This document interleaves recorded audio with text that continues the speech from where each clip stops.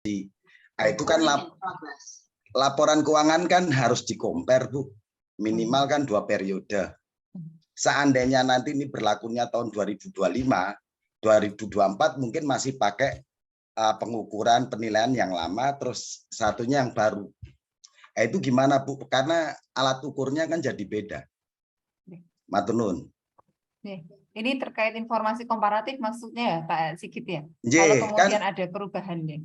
nggih, kan di industri asuransi ini kan memang non keuangan ini kan sekarang kan semuanya kan harus taat, harus menjalankan IFRS 17, PSAK 74. Nah, ini kan IAI, OJK lagi nggodok untuk laporan keuangan tersebut kan.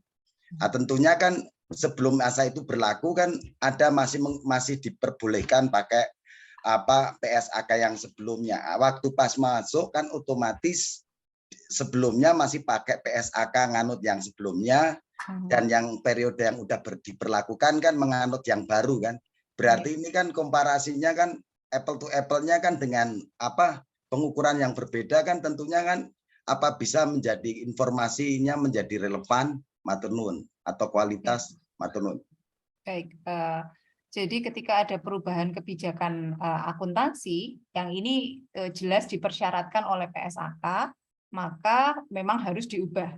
Ya, dan kemudian ketika nanti ada efek dari perubahan kebijakan tersebut yang sifatnya di sini berarti retrospektif, maka periode terdekat nantinya juga akan mengalami perubahan, Pak Sigit. Jadi nanti akan kemudian karena ini retrospektif, berarti kita akan melihat perubahannya seandainya menggunakan dengan kebijakan yang saat ini. Jadi perubahan ini akan kemudian memberikan efek pada angka-angka pada periode sebelumnya, yang berarti kalau kita melihat relevansinya, ini akan relevan dengan pengambilan keputusan saat ini juga, karena kita bisa membandingkan keduanya. Tetapi satu hal yang menjadi dasar dalam penyajian informasi ini adalah practicability. Ini nanti juga akan saya sampaikan ya. Sebenarnya ini masih di slide berikutnya. Ini luar biasa sekali. Saya masih membuka slide ini sudah muncul pertanyaan dari slide-slide berikutnya gitu ya. Jadi sebenarnya salah satu dasarnya adalah practicability. Seandainya kemudian untuk kita melihat ke belakang untuk kemudian menemukan efeknya sampai ke belakang ini terlalu sulit untuk dilakukan, ya ini sebenarnya bisa dikecualikan. Jadi tidak perlu untuk melakukan penyesuaian di periode sebelumnya. Ya. Jadi apakah kemudian ini nanti praktis untuk dilakukan? Tapi biasanya praktik ini akan sama ya pada semua perusahaan ketika ini adalah perubahan yang dipersyaratkan oleh PSAK. Ini sama seperti ketika PSAK 7 sewa ya 73 ya diberlakukan, dan kemudian ya kemudian seingat saya ya ketika tahun pertama mulai diterapkan di tahun 2021 semuanya menggunakan perubahan prospektif seingat saya. Jadi tidak kemudian menggunakan retrospektif karena memang terlalu rumit untuk kita melihat efeknya ke belakang. Dan dari semua perusahaan yang ada hanya satu yang menggunakan retrospektif seingat saya. Jadi yang lain memilih untuk menggunakan prospektif karena diperbolehkan. Jadi diperbolehkan untuk menggunakan prospektif. Ya sudah, sekarang semua berubah. Ya. Sekarang semua berubah tanpa kita melihat efeknya di sebelumnya seperti apa. Karena memang tidak praktis untuk dilakukan. Nah, ini ada pilihannya karena memang ini adalah perubahan kebijakan akuntansi yang diharuskan oleh PSAK. Begitu Pak Sigit. Jadi apakah kemudian bisa diperbandingkan ya mungkin nilai untuk relevansinya ya ataukah kemudian comparability-nya tadi ya antar periode ini menjadi sangat rendah ya, karena ada perubahan tadi. Tetapi berarti kita bisa melihat perbandingan antar perusahaannya tetap sama ya, tidak ada masalah. Walaupun itu perubahannya memang wajib ya. Iya, jadi seperti yang PSAK 73 itu, Bapak, masih tetap sama. Ya, tetapi memang tadi ya karena semua berubah juga dan sebagian besar mengambil pendekatan yang sama, ini menjadi tidak masalah. Ya. J, matur nuwun Bu Aprilia, matur suwun. Bapak Bu Wundari, monggo. Mohon maaf, mungkin sepertinya ada dua hal yang berbeda ini ya. Tadi kan kita terpancing dengan kata-kata reklasifikasi. Nah, kalau kita lihat reklasifikasi itu pengelompokan kembali. Sementara yang sedang kita bahas tadi, kalau ada perubahan kebijakan, kemudian ada perubahan metode, itu bukan reklasifikasi, tetapi itu restatement, jadi disajikan kembali. Sehingga nanti akan ada 3 laporan, satu yang belum di restatement, kemudian restatement, kemudian laporan tahun terakhir yang diaudit. Saya rasa seperti itu. Terima kasih. Matur nuwun Bu Wundari ya untuk terkait restatement tadi ya, istilahnya ya, jadi untuk membedakan dengan reklasifikasi ya. Oke, matur nuwun Bu Wundari. Ini saya izin untuk berpindah ke slide berikutnya ya, untuk kemudian bisa maju ke diskusi lanjutan lagi. Monggo kalau nanti kemudian ada pertanyaan lagi. Di sini saya akan lanjutkan dulu ke karakteristik umumnya. Jadi perlu untuk disebutkan secara eksplisit bahwa laporan keuangan tersebut menyajikan secara ada compliance-nya, gitu ya. Jadi eksplisit menyatakan bahwa sudah disajikan secara wajar dan patuh terhadap PSAK. Ya, ini harus eksplisit disebutkan. Ya. Kemudian asumsi kelangsungan usaha ini juga harus menjadi dasar penyusunan dari laporan keuangan, dan apabila dirasa ini tidak bisa digunakan, jadi perusahaan menghadapi sesuatu yang mengancam kelangsungan usahanya, berarti ini harus dijelaskan, ya, diungkapkan. Kemudian dasar akrual ini jelas ya, menjadi karakteristik umumnya, kecuali untuk laporan arus kas. Dan kemudian materialitas dan penggabungan ini perlu dipertimbangkan apabila ini adalah pos yang sebenarnya serupa, tetapi kemudian jumlahnya cukup material, berarti seharusnya tidak digabungkan, tapi disajikan secara terpisah. Ya. Tapi kalau pos ini serupa dan jumlahnya kemudian tidak material, ya gabungkan saja, tidak ada masalah. Nah, kemudian yang selanjutnya adalah saling hapus. Jadi kalau kemudian ada utang piutang antara perusahaan A dan perusahaan B, A berhutang kepada B dan kemudian selanjutnya B juga berhutang kepada A, ya ada utang piutang yang dilakukan oleh kedua belah pihak di sini, maka pada dasarnya tidak boleh dilakukan saling hapus. A tetap harus mencatat tadi ya utang dan juga piutang B, B juga harus mencatat utang dan piutang B. Kecuali hal ini diizinkan oleh satu PSAK. Kemudian karakteristik selanjutnya adalah frekuensi pelaporan yang minimal ya di sini umumnya adalah tahunan. Kecuali nantinya kemudian ada interim ya, laporan interim, tetapi frekuensi pelaporannya adalah tahunan. Kemudian diperlukannya informasi komparatif dan juga konsistensi penyajian. Ya, penyajiannya, klasifikasi pos-posnya ini harus konsisten. Ini karakteristik umumnya.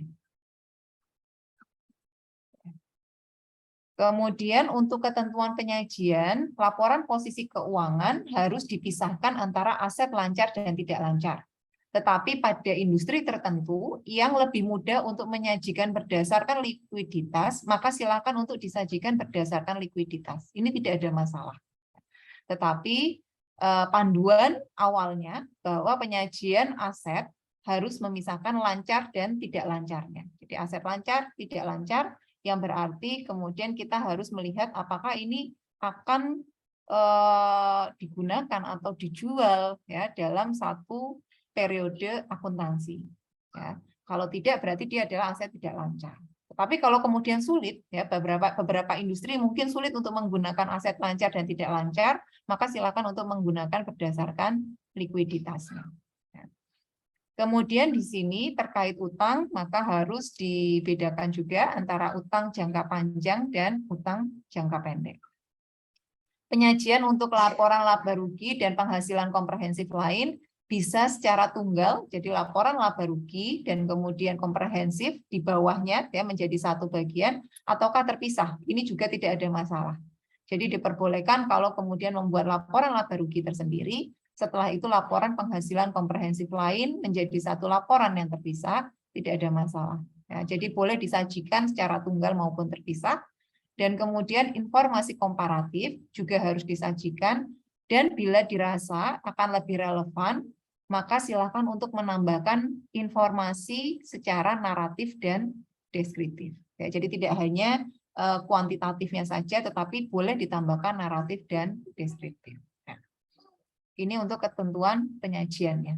Ada yang ditanyakan dulu Bapak Ibu sampai di sini? Ini untuk gambarannya ya, yang bisa Bapak Ibu lihat. Kalau mengacu ke PSAK 1, kita melihat aset lancar dan tidak lancar dipisahkan. Kemudian di liabilitas jangka pendek dan liabilitas jangka panjang dipisahkan juga, dengan liabilitas jangka pendek disajikan terlebih dahulu, kemudian baru ekuitas. Ya. Nah, sebenarnya kalau kita melihat ke IAS 1, ini ada urutan yang berbalik.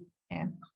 Kalau Bapak Ibu mengecek ke buku-buku akuntansi keuangan yang mengacu ke IFRS, urutannya ada seperti ini. Seperti yang di IAS 1 ini. Aset tidak lancar terlebih dahulu, baru kemudian aset lancar. Ekuitas disajikan dulu, baru liabilitas. Ya. Jadi, yang ada di Eropa ya, dengan kedekatannya dengan IFRS ya, biasanya menggunakan ini ya. Jadi aset dan aset disajikan dengan aset tidak lancar lebih dahulu, baru aset lancar, dan kemudian ekuitas muncul dulu, baru liabilitas ya. Liabilitas jangka pendek dan panjang tetap harus dipisahkan ya. Nah, ini perbedaannya, tetapi di dalam IFRS juga dijelaskan bahwa apabila kemudian aset lancar dimunculkan terlebih dahulu, baru kemudian aset tidak lancar, ini tidak kemudian menjadikan laporan keuangan tersebut tidak comply dengan IFRS. Ya, sehingga sebenarnya ini bisa dibalik ya, seperti yang kita lakukan di PSAK 1. Dan ini lebih ke kebiasaan saja, ya, mana yang kemudian sudah biasa diterapkan di negara tersebut atau di jurisdiksi tersebut, ya, ini yang kemudian biasa kita temukan. Nah, di Indonesia kita melihat bahwa PSAK 1 masih mempertahankan apa yang biasanya yang sebelumnya sudah kita gunakan, sehingga aset lancar muncul terlebih dahulu, baru kemudian aset tidak lancar disajikan. Gitu. Belum ada pertanyaan, Bapak Ibu? Silakan Pak siapa saya manggilnya? Abed. Pak Abed. Oh, oke. Monggo Pak Abed. Ya, selamat malam Bu Aprilia. Ya. Izin bertanya, apakah ada dampak gitu ya, dampak ataupun efek gitu ya, kalau misalnya dalam penyajian ini berbeda gitu. Ini PSAK 1 dan IAS 1 gitu kan ya. Ketika penyajiannya kan berbeda. Saya juga pernah melihat laporan keuangan yang aset-asetnya paling bawah gitu, kasnya di bawah gitu. Sehingga ya, betul. Apa namanya? Dulu belum mengerti, kenapa kok di bawah ya? Ternyata di sini perbedaannya ya, IAS 1 gitu ya. Nah, apakah ada dampak atau efek ketika yang satu di atas, satu di bawah gitu, Bu? Terima kasih, Bu. Ya, baik Mas Abed. Sebetulnya ya, saya tuh juga berpikir ini kenapa ya?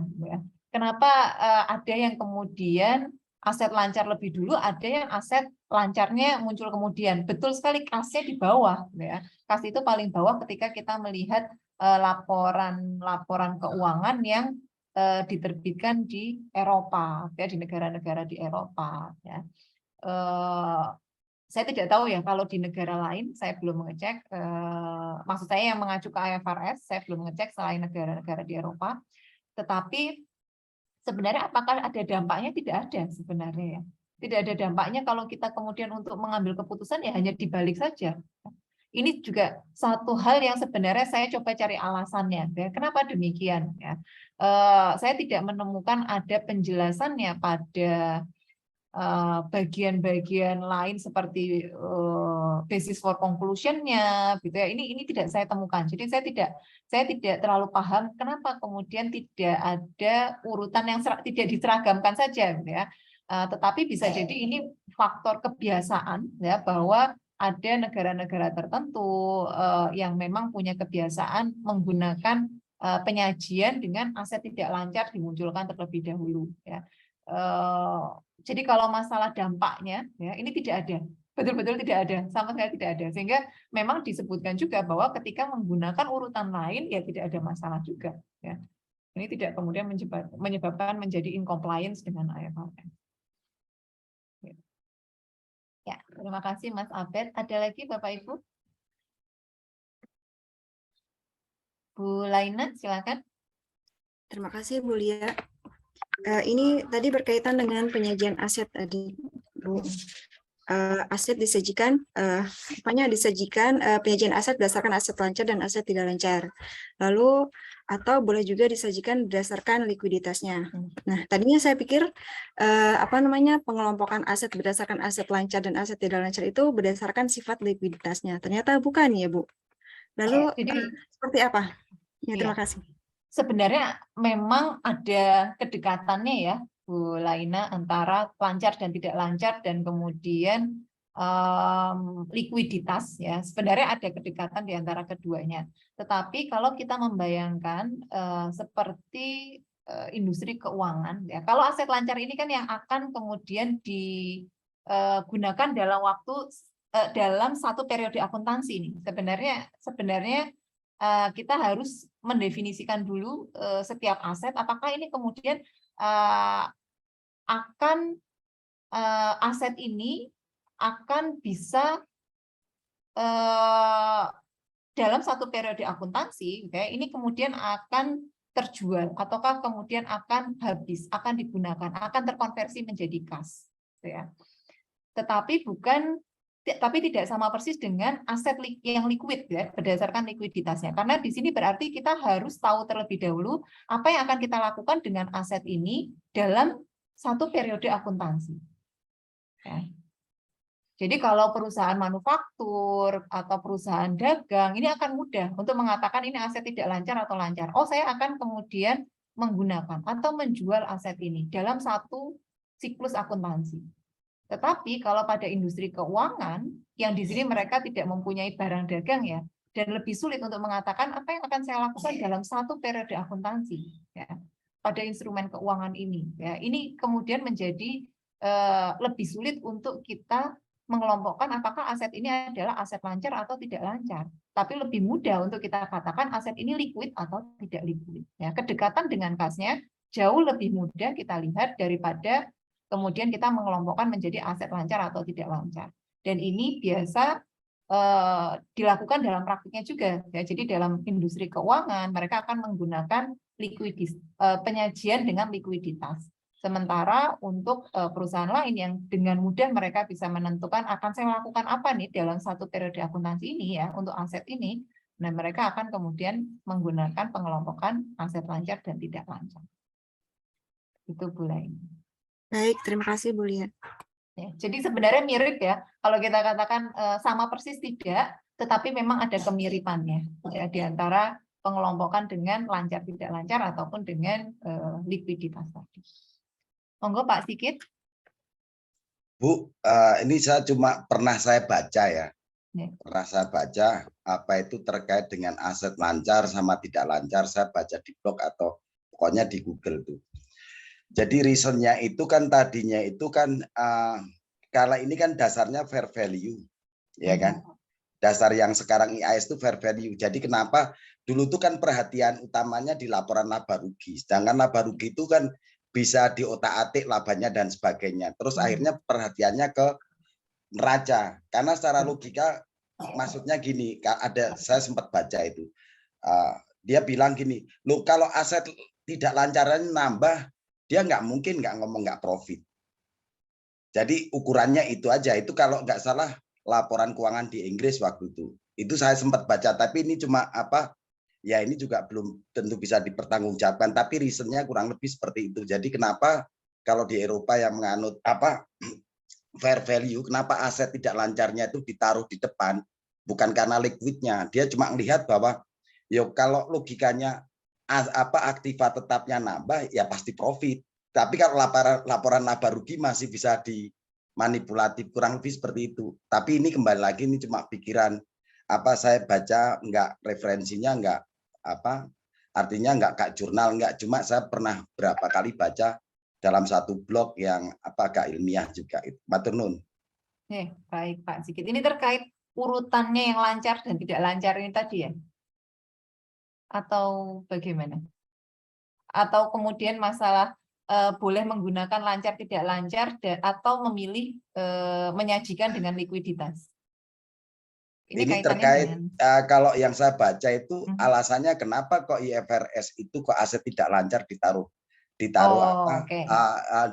kalau di luar kan aset tidak lancar pertama karena dia lihatnya ya karena untung kan, kalau asetnya nambah nggak usah lihat laba rugi, dia mau bilang nggak untung, faktanya asetnya nambah.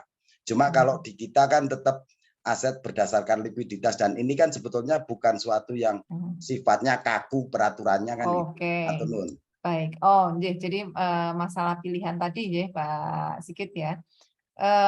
Bisa jadi ya, saya tidak bisa memastikan juga karena memang mungkin tadi bukan statement resmi dari IFRS, dari IASB ya, tetapi saya melihat memang ini bisa jadi karena kebiasaan juga saja, gitu ya, kebiasaan yang dilakukan di sana. Apakah kemudian mereka akan memfokuskan pada aset lancarnya terlebih dahulu, ya, ataukah kemudian ada kekhususan pada aset tidak lancar sehingga disajikan terlebih dahulu. Tetapi selama ini kemudian tidak menyebabkan incompliance, tidak perlu kemudian membuat kita menyusahkan diri juga ya menurut saya, karena kan tidak ada incompliance-nya di sini ya. Jadi kemungkinan lebih karena rasa penasaran saja kenapa demikian ya. Saya izin untuk melanjutkan. Itu di sini ada pos-pos yang ada pada laporan keuangan, tapi di sini tidak akan saya jelaskan satu persatu ya Bapak Ibu. Ini di sini bisa dilihat saja nanti pos-pos apa saja yang biasanya ada pada laporan keuangan ya. Dan di sini bisa juga kemudian ada pos tambahan. Kalau kita melihat di sini ada pos-pos yang biasanya ada pada laporan keuangan, bolehkah kemudian ditambahkan ya? Ini boleh sekali. Jadi kalau kemudian ada subjudulnya ya, subtotal terlebih dahulu, ini tidak kemudian menyalahi PSAK ya. Silakan, tetapi dengan panduannya tadi relevan. Relevan tidak kalau kemudian disajikan dengan menambahkan subjudul ataukah subtotal. Ya, apalagi tadi karakteristik umumnya adalah kalau kemudian ada pos yang serupa tetapi sebenarnya material, kalau kemudian dipisahkan maka silakan untuk dipisahkan saja. Jadi tadi kalau menyajikan dengan pos tambahan ini diperkenankan. Ini sudah masuk dalam diskusi kita sebelumnya ya. Jadi klasifikasi aset lancar kalau kita mengharapkan akan merealisasikan aset atau menggunakannya ya, dalam satu siklus operasi. Dan kemudian bisa juga kalau kita memiliki aset untuk tujuan diperdagangkan. Jadi ini sangat mudah ya untuk kita katakan aset ini lancar atau tidak lancar kalau kita memegang barang dagangan. Ya tujuannya untuk diperdagangkan. Ya. Atau kemudian mengharapkan untuk merealisasikan aset dalam jangka waktu 12 bulan. Ya, dalam 1 tahun pelaporan, ataukah kemudian kas atau setara kas ini pasti akan masuk sebagai aset lancar ya, kecuali ada keterbatasan dalam penggunaannya dikarenakan misalkan saja kas atau setara kas ini menjadi syarat dalam satu pinjaman dan kemudian membatasi perusahaan untuk bisa menggunakan kas atau setara kas tersebut. Ini bisa jadi kemudian dikecualikan. Ya. Selain aset lancar ini, maka akan diklasifikasikan sebagai aset tidak lancar. Ya. Kemudian untuk liabilitas, maka kita akan membedakannya menjadi liabilitas jangka pendek dan liabilitas jangka panjang. Liabilitas jangka pendek ini yang seperti apa? Kalau akan diselesaikan dalam jangka waktu satu siklus operasi normalnya, atau kemudian satu siklus pelaporan keuangan. atau liabilitas tersebut untuk diperdagangkan atau kemudian akan jatuh tempo dalam jangka waktu kurang dari 1 tahun, ini akan dimasukkan sebagai liabilitas jangka pendek. Ya. Atau kemudian syarat tambahannya adalah tidak memiliki hak tanpa syarat untuk menunda penyelesaian liabilitas selama sekurang-kurangnya 12 bulan. Ya. Nah, ini akan masuk sebagai liabilitas jangka pendek. Jadi tadi aset lancar dan tidak lancar. Kemudian di sini ada juga klasifikasi liabilitas jangka pendek dan liabilitas jangka panjang, di mana liabilitas jangka pendek pada umumnya adalah liabilitas yang nantinya akan kita selesaikan dalam jangka waktu maksimal 1 tahun dari tanggal pelaporan. Oke, nah ini pos-pos pada laba rugi. Bila Bapak Ibu mencermati pos-pos pada laba rugi di sini, yang berbeda dari sebelumnya ada pada penghapusan extraordinary item. Jadi kalau dulu kita mengenal adanya pos luar biasa pada laporan laba rugi. Di sini pos-pos pada laba rugi ada pendapatan, biaya keuangan, kemudian ada bagian laba rugi dari entitas asosiasi dan ventura bersama yang dicatat dengan menggunakan metode ekuitas.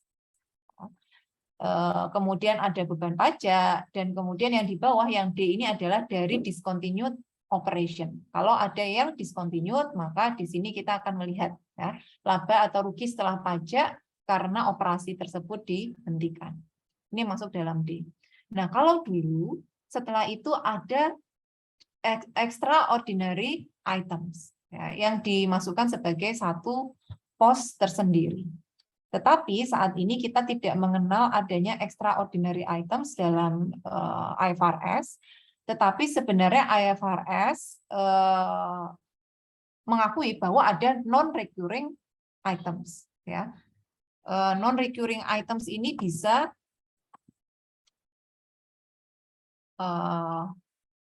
non-recurring items ya, meskipun tidak ditulis secara eksplisit di sini, ya, tetapi non-recurring items ini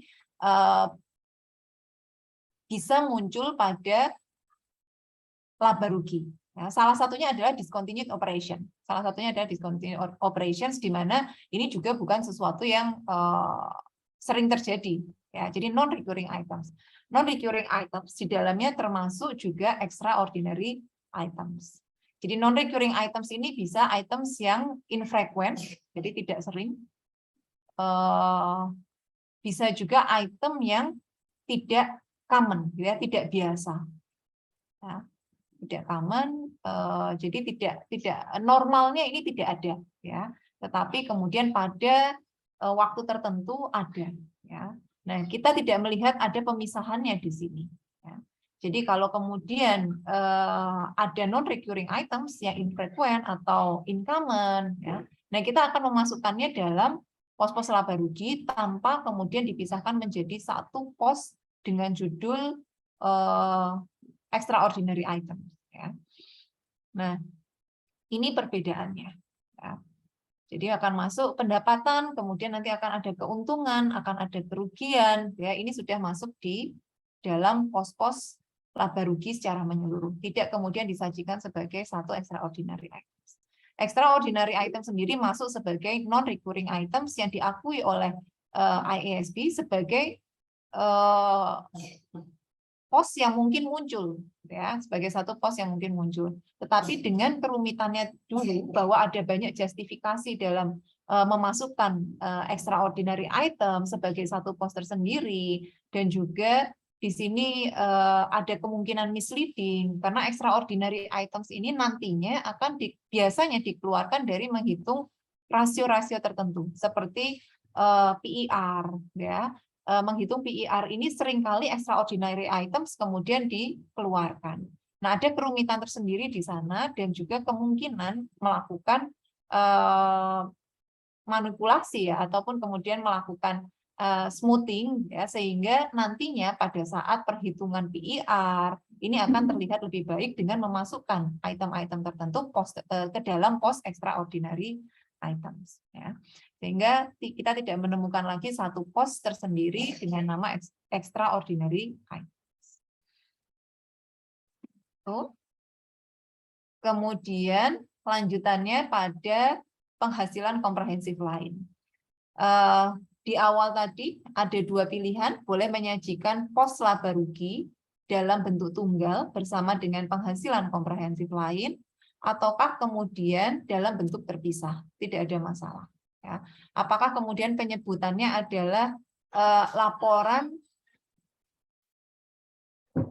laba rugi dan penghasilan komprehensif lain, atau disebut dengan laporan penghasilan komprehensif, itu tidak ada masalah. Ya, itu juga disebutkan secara eksplisit di PSAK bahwa penamaannya bisa dengan mengacu pada dua laporan tadi, ya, jadi laporan laba rugi dan penghasilan komprehensif lain atau laporan penghasilan komprehensif. Ya, ini tidak dipermasalahkan, ya, bisa digunakan keduanya. Nah, pada pos-pos yang bisa kita temui di laporan penghasilan komprehensif lain, di sini nantinya akan kita lihat bahwa dibedakan antara yang tidak akan direklasifikasikan lebih lanjut ke laba rugi, ataukah kemudian yang akan direklasifikasikan lebih lanjut ke laba rugi. Nah, di sini keduanya juga di sini yang di bagian bawah, ketika perusahaan memiliki entitas asosiasi dan ventura bersama yang dicatat dengan menggunakan metode ekuitas, ini juga harus dipisahkan. Mana yang tidak akan direklasifikasi dan mana yang masih bisa direklasifikasi lebih lanjut ke laba rugi. Ya, jadi kalau kemudian di sini ada ventura bersama yang nantinya ketika dilepas akan masuk ke dalam laba rugi, maka akan masuk dalam pos yang akan direklasifikasi lebih lanjut ke laba rugi ketika kondisi terpenuhi. Ya. Jadi nantinya ini akan dipisahkan. Ya. Kalau kemungkinan ini nanti akan masuk ke laba rugi setelah memenuhi kondisi tertentu, maka akan dimasukkan dalam bagian yang kedua, akan direklasifikasi lebih lanjut ke laba rugi. Ya, ini harus dipisahkan. Jadi ini juga menjadi salah satu yang ditekankan ya pada PSAK 1 ya, pada penyajian laporan keuangan, bahwa reklasifikasi ini harus dibedakan antara bahwa penyajian penghasilan komprehensif harus dibedakan antara yang akan direklasifikasi dan tidak akan direklasifikasi.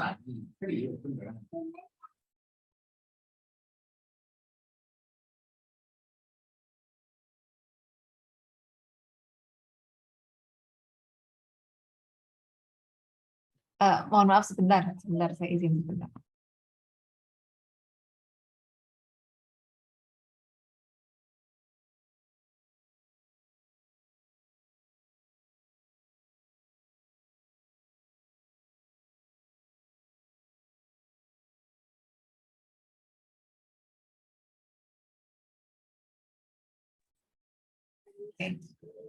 Oke. Ada pertanyaan dulu, Bapak Ibu?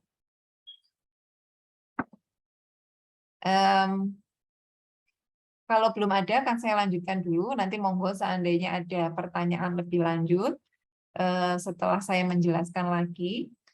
Selanjutnya adalah catatan atas laporan keuangan.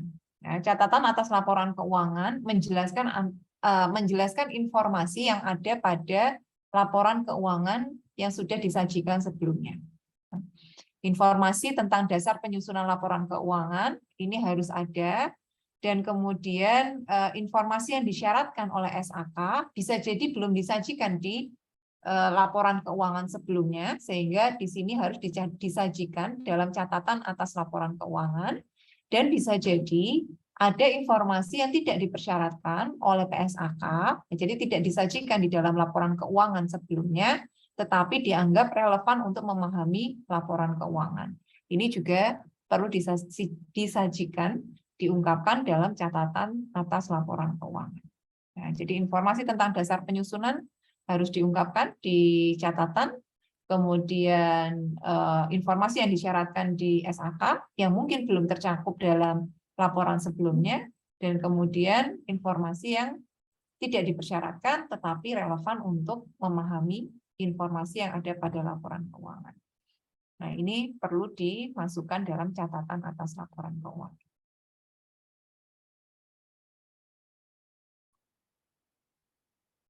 Oke, Bapak Ibu, kita akan masuk ke kebijakan akuntansi. Apa saja yang perlu disajikan informasinya. Tapi sebelum kita masuk ke sini, mungkin ada yang ingin ditanyakan terlebih dahulu. Monggo, apabila ada yang belum jelas.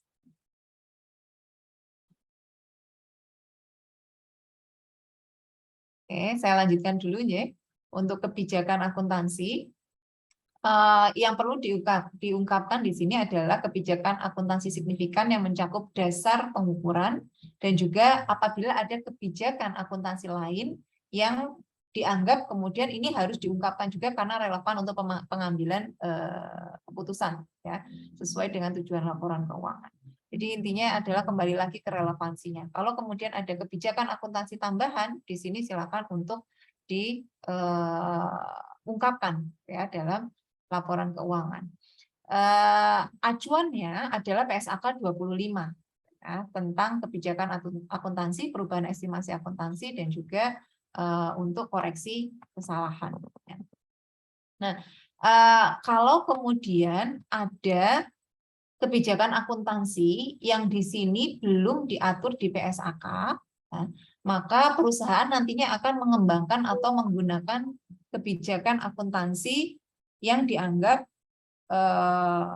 paling andal, ya, relevan dan juga dianggap paling andal. Nah, kalau demikian, maka yang harus dilakukan perusahaan adalah silakan untuk mengungkapkan ya kebijakan akuntansi yang dikembangkan tersebut. Ya. Kalau sudah ada PSAK spesifiknya, berarti akan menggunakan PSAK spesifik tersebut. Tetapi kalau belum ada, ketika perusahaan mengembangkan sendiri kebijakan akuntansinya, silakan untuk mengungkapkan.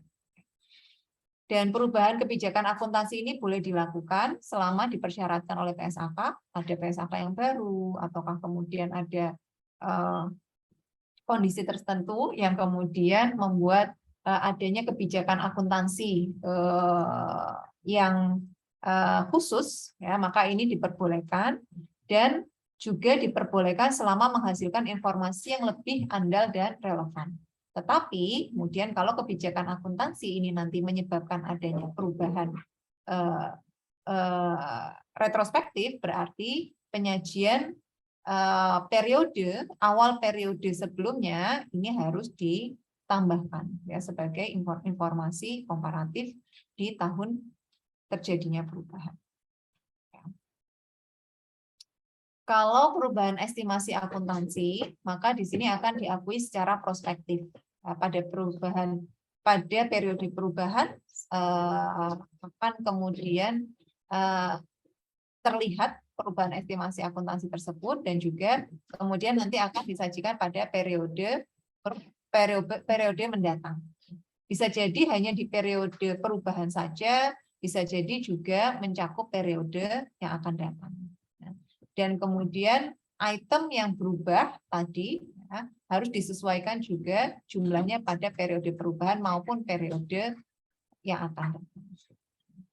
Ini terkait estimasi akuntansi. Ini cukup simpel ya kalau kita bandingkan dengan perubahan retrospektif, maka perubahan estimasi akuntansi hanya melibatkan perubahan pada periode saat ini saja dan juga periode yang akan datang nantinya. Sehingga tidak perlu ada penyajian awal periode terdekat sebelumnya, awal periode sebelumnya, ya, seperti halnya pada perubahan retrospektif.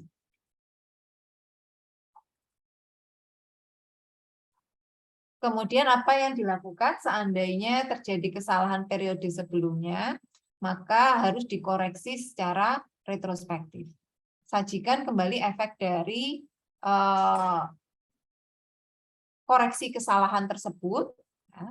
Dan di sini kalau terjadi sebelum periode lalu sajian paling awal, ya, maka kita akan menyajikan kembali saldo awal aset, liabilitas, dan ekuitas untuk periode lalu sajian awal sebelumnya. Tetapi kembali lagi ke apa yang saya sampaikan sebelumnya bahwa praktikability di sini perlu dipertimbangkan. Kalau kemudian kesalahan material ini ya, sudah terlalu sulit untuk melihat ke efek di periode-periode sebelumnya, maka kita akan melihat yang paling memungkinkan ini untuk mencantumkan efeknya pada periode mana, ya, di mana kita akan cantumkan. Nah, ini juga akan dipertimbangkan untuk bisa dilihat di periode sebelumnya. Jadi jika kesalahan terjadi sebelum periode lalu sajian paling awal, ya, kita kemudian akan menyajikan kembali saldo awal aset, liabilitas, dan ekuitas untuk periode lalu sajian paling awalnya. Dia akan ada penyajian periode awal juga, tidak hanya periode akhir dari periode sebelumnya. Ya, nah ini tetapi kemudian akan memperhitungkan juga apakah ini praktis untuk dilakukan, apakah ini bisa dilakukan, apakah kemudian bisa hanya dengan pengungkapan saja. Ya. Tapi pada dasarnya maka kesalahan material dikoreksi secara retrospektif. Ini seandainya ada kesalahan periode sebelumnya.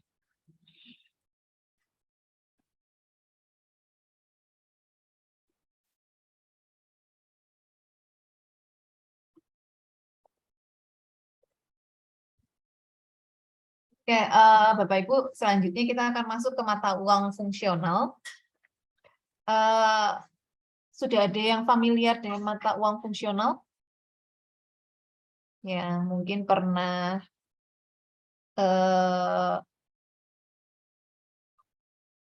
mungkin Bapak Ibu pernah mengampu mata kuliah yang membahas mengenai transaksi mata uang asing, ya. Ada istilah mata uang fungsional di sini. Ya. Biasanya untuk transaksi mata uang itu ya Bu ya, untuk yang apa, perusahaan multinasional. Betul, mata uang fungsional. Umumnya memang di sini kita temukan pada perusahaan multinasional. Walaupun sebenarnya secara logis bisa jadi bukan perusahaan multinasional pun bisa, gitu ya. Kalau logisnya memungkinkan, ya. Tetapi memang ini banyak kita temui pada perusahaan multinasional yang memiliki kaitan dengan berbagai usaha di luar negeri. Ya. Nah, sebetulnya ya, kalau di Indonesia kita akan melihat sebagian besar perusahaan mata uang fungsionalnya adalah rupiah. Tetapi mata uang fungsional ini sebenarnya adalah mata uang yang terkait dengan primary economic environment dari perusahaan tersebut. Jadi sebenarnya environment-nya dia ini ya, dari beberapa aktivitasnya yang kita anggap sebagai aktivitas utamanya ya, dipengaruhi oleh mata uang apa? Apakah rupiah ataukah kemudian ada mata uang asing yang sebenarnya lebih berpengaruh pada operasi perusahaan. Ya. Bisa jadi perusahaan yang beroperasi di Cina bahan bakunya sebenarnya bukan dari Cina, ya. Ataukah kita ini saja ya. Kita buat contoh lain, Vietnam misalnya. Vietnam, dan di sini Vietnam menjadi favorit untuk pilihan perusahaan memproduksi ya barangnya karena upah buruhnya yang bersaing, ya. Tetapi bisa jadi bahan bakunya bukan dari sana, bisa jadi bahan bakunya dari Cina, ya. Dan kemudian pasarnya juga bukan di Vietnam. Ya, jadi sebenarnya di Vietnam ini apa? Di Vietnam ini hanya biaya tenaga kerjanya saja. Tetapi sebenarnya yang lebih berpengaruh adalah mata uang lainnya. Nah, sehingga di sini bisa jadi mata uang fungsionalnya bukanlah Vietnam apa ya? Vietnam mata uangnya apa ya? Dong, Bu. Dong, betul Pak Misiono, dong ya, dong Vietnam ya. Jadi bisa jadi mata uang fungsionalnya bukan dong, walaupun dia berdiri di Vietnam. Ya, jadi operasinya di Vietnam, tetapi di sini kita lihat penentuan mata uang fungsional ini bisa kita lihat terkait harga jualnya. Ya. Jadi mata uang yang mempengaruhi harga jual barang dan jasanya ternyata ada di Eropa, karena pasarnya di Eropa. Atau kemudian mata uang negara yang persaingan dan regulasinya mempengaruhi harga jual. Ini barang ini regulasinya ada di Amerika. Ya, berarti sebenarnya terkait harga jual ini dipengaruhi oleh US dollar. Atau kemudian terkait biaya pengadaan barang dan jasanya, bahan baku, tenaga kerja. Nah, mana yang paling dominan? Yang dianggap paling dominan ini bisa jadi adalah bahan bakunya, ya, sehingga kemudian yang dipilih adalah Cina, ya, yuan Cina. Ataukah kemudian tadi pasarnya ini sangat didominasi oleh pasar Eropa, dan regulasinya juga adalah regulasi di Eropa, ya. Jadi tentang harga jualnya ini yang paling mempengaruhi adalah regulasi di Eropa, ya. Sehingga kita akan melihat, walaupun ini kemudian tidak mencakup semua negara Eropa, ya, tetapi kita bisa melihat bahwa euro ini akan sangat berpengaruh bagi harga jual barang tersebut. Ya, sehingga mata uang fungsionalnya, walaupun dia beroperasi di Cina, walaupun dia beroperasi di Vietnam, bisa jadi mata uang fungsionalnya adalah euro, gitu ya. Kalau kemudian primary economic environment-nya adalah Eropa, ya, dengan euro sebagai mata uangnya. Sehingga mata uang fungsional bisa jadi sama dengan yang digunakan dalam penyajian laporan keuangan, bisa jadi berbeda. Ya, kalau kemudian berbeda bagaimana? Ini harus diungkapkan, ini harus disebutkan bahwa mata uang fungsional dari perusahaan adalah mata uang yang berbeda dari penyajiannya. Ya. Dan ini nanti akan berpengaruh pada selisih kurs, ya, untuk kemudian melihat ada pengaruhnya pada selisih ketika melakukan konversi. Ya. Dan ini juga akan berpengaruh pada penentuan apakah satu transaksi adalah transaksi mata uang asing, ya. Karena yang menjadi acuannya bukan mata uang penyajian tetapi mata uang fungsionalnya. Untuk dikatakan sebagai ini adalah satu transaksi mata uang asing. Ya. Sehingga sangat penting untuk mengungkapkan mata uang fungsional dari perusahaan. Ya. Ada pertanyaan lagi, Bapak Ibu?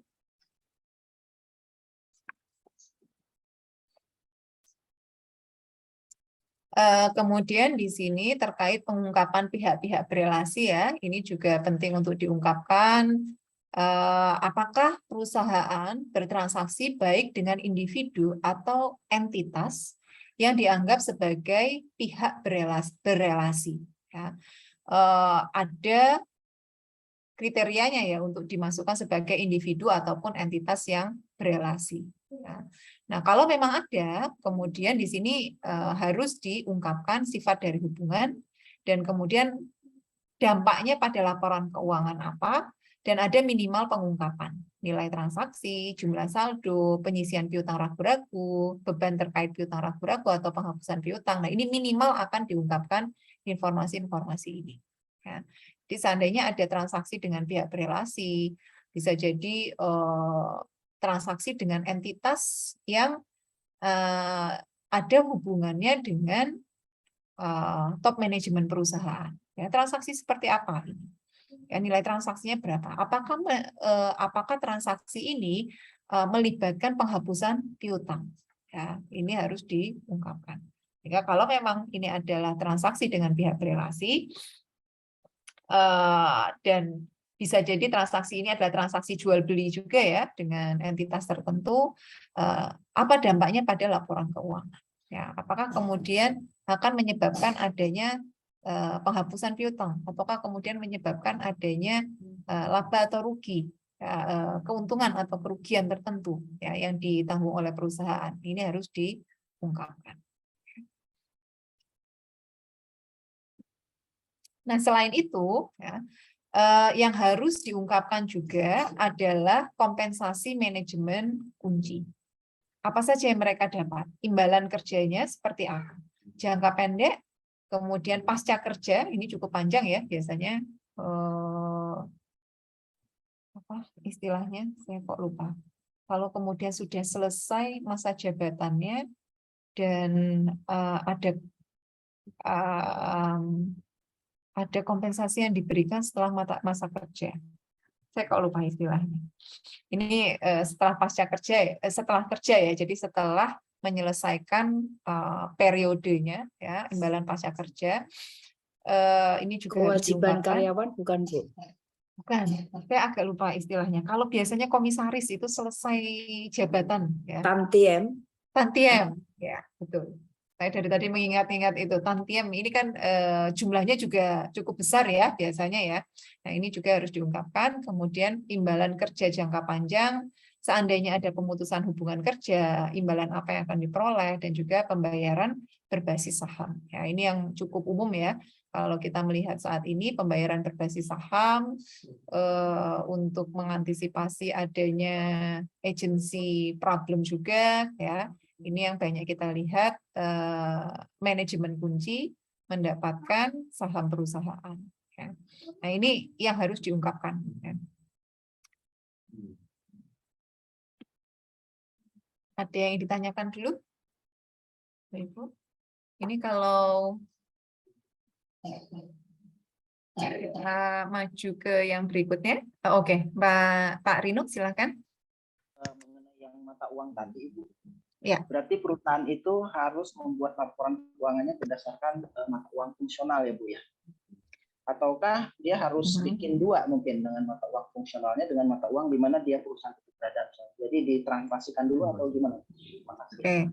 Jadi kalau mata uang fungsionalnya berbeda dengan mata uang penyajiannya, dia tetap akan menyajikan dengan mata uang penyajiannya, Pak Rino. Jadi tetap dengan mata uang rupiah gitu ya, kalaupun mata uang fungsionalnya adalah dolar. Tetapi dalam melakukan pencatatan, di sini nanti akan ada proses konversinya tadi. Ya, jadi akan dikonversikan dulu, sehingga pada akhir tahun nanti akan tergantung apakah ini adalah akun moneter atau non monetari, ya, non moneter atau moneter, ini ada perbedaan cara mengkonversi di akhirnya nanti. Ya. Mohon maaf saya tidak jelaskan di sini karena memang akan cukup panjang, ya, tetapi ada prosesnya di situ ya untuk kemudian kita menggunakan spot rate ya untuk kemudian mengubah menjadi mata uang penyajian. Baik Ibu, makasih. Ya. Kemungkinan ini akan masuk ke pembahasan di sesi berapa ya? Saya agak lupa. Jadi kalau di sini kita membahas penyajian, semestinya nanti akan ada pembahasan yang lebih spesifik terkait akuntansinya pada pembahasan-pembahasan berikutnya. Ya, meskipun mungkin tidak semuanya ya, beberapa memang penyajian saja tanpa ada perhitungan tertentu ya, tetapi beberapa hal seperti laba per saham di sini ada kaitannya juga dengan laba per saham, ada kaitannya juga dengan konsolidasi ya.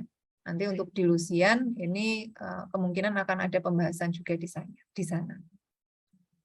Nah, kalau laba per saham ya, penyajiannya seperti apa? Ada dua jenis laba per saham yang kita kenal. Laba per saham dasar atau LPS dasar dan LPS dilusian. LPS dilusian ini akan mengkonversi convertible debt ataukah kemudian convertible preferred shares. Ya, jadi kalau ada saham preferen atau kemudian ada debt yang nantinya bisa dikonversikan menjadi saham biasa, berarti nantinya akan berpengaruh pada LPS dasar. Ya, yang efeknya akan mengurangi. Karena ada debt ataupun saham preferen yang saat ini belum dikonversikan, tapi kalau nanti dikonversikan berarti dia akan menambah jumlah saham yang beredar, jumlah saham biasa yang beredar. Ya, kalau perusahaan sekarang punya saham preferen, ataukah memiliki convertible debt, ya. Ini ada di laporan keuangan, tetapi tercatatnya sebagai apa? Ya sebagai saham preferen dan juga sebagai convertible debt. Ya.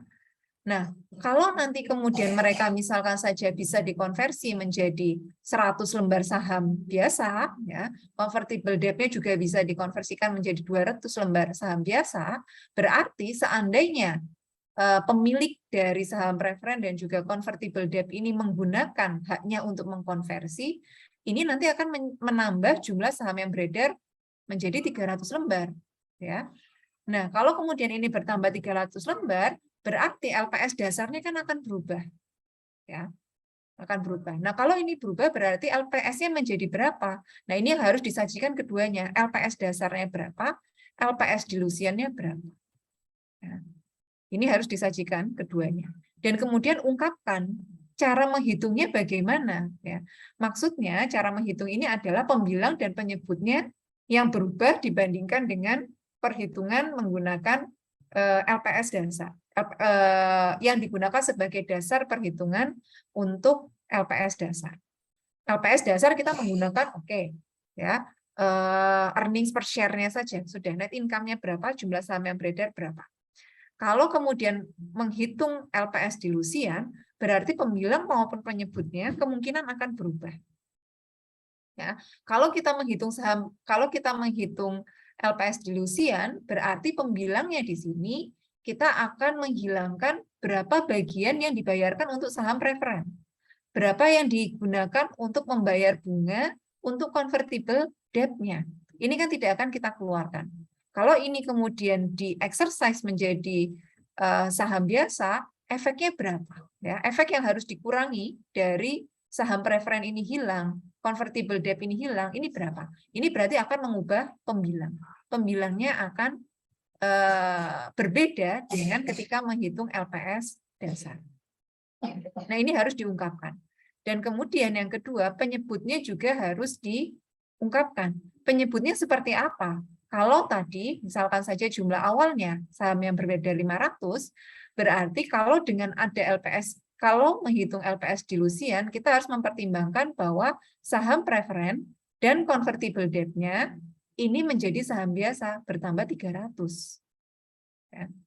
Nah, ini akan menjadi angka yang baru untuk menghitung LPS dilusian. Keduanya harus diungkapkan. Ya. Dan disajikan dalam laporan keuangan. LPS dasar berapa, LPS dilusian berapa, cara menghitungnya diungkapkan. Ya. Ada pertanyaan dulu di sini? Bapak Ibu, monggo.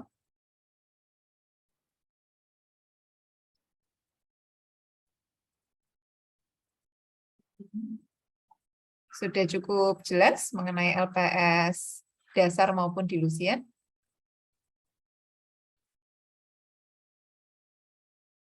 Oke. Baik, kalau ini sudah cukup jelas. Nah, di sini juga nantinya akan sama pada laporan keuangan konsolidasian. Ya. Jadi nanti yang kemudian menjadi milik pemegang saham biasa entitas induk ini berapa? Ya, ini akan kemudian berubah juga. Ya. Dan ini akan cukup kompleks ya ketika melibatkan saham biasa perusahaan induk. Ya. Kalau kita melihat kemungkinannya convertible debt ataupun saham preferen yang bisa dikonversikan menjadi saham biasa, bisa jadi ini adalah saham preferen ataupun convertible debt milik perusahaan anak.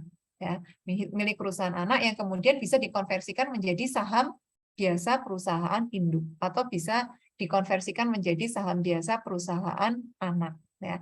Nah, ini efeknya akan berbeda.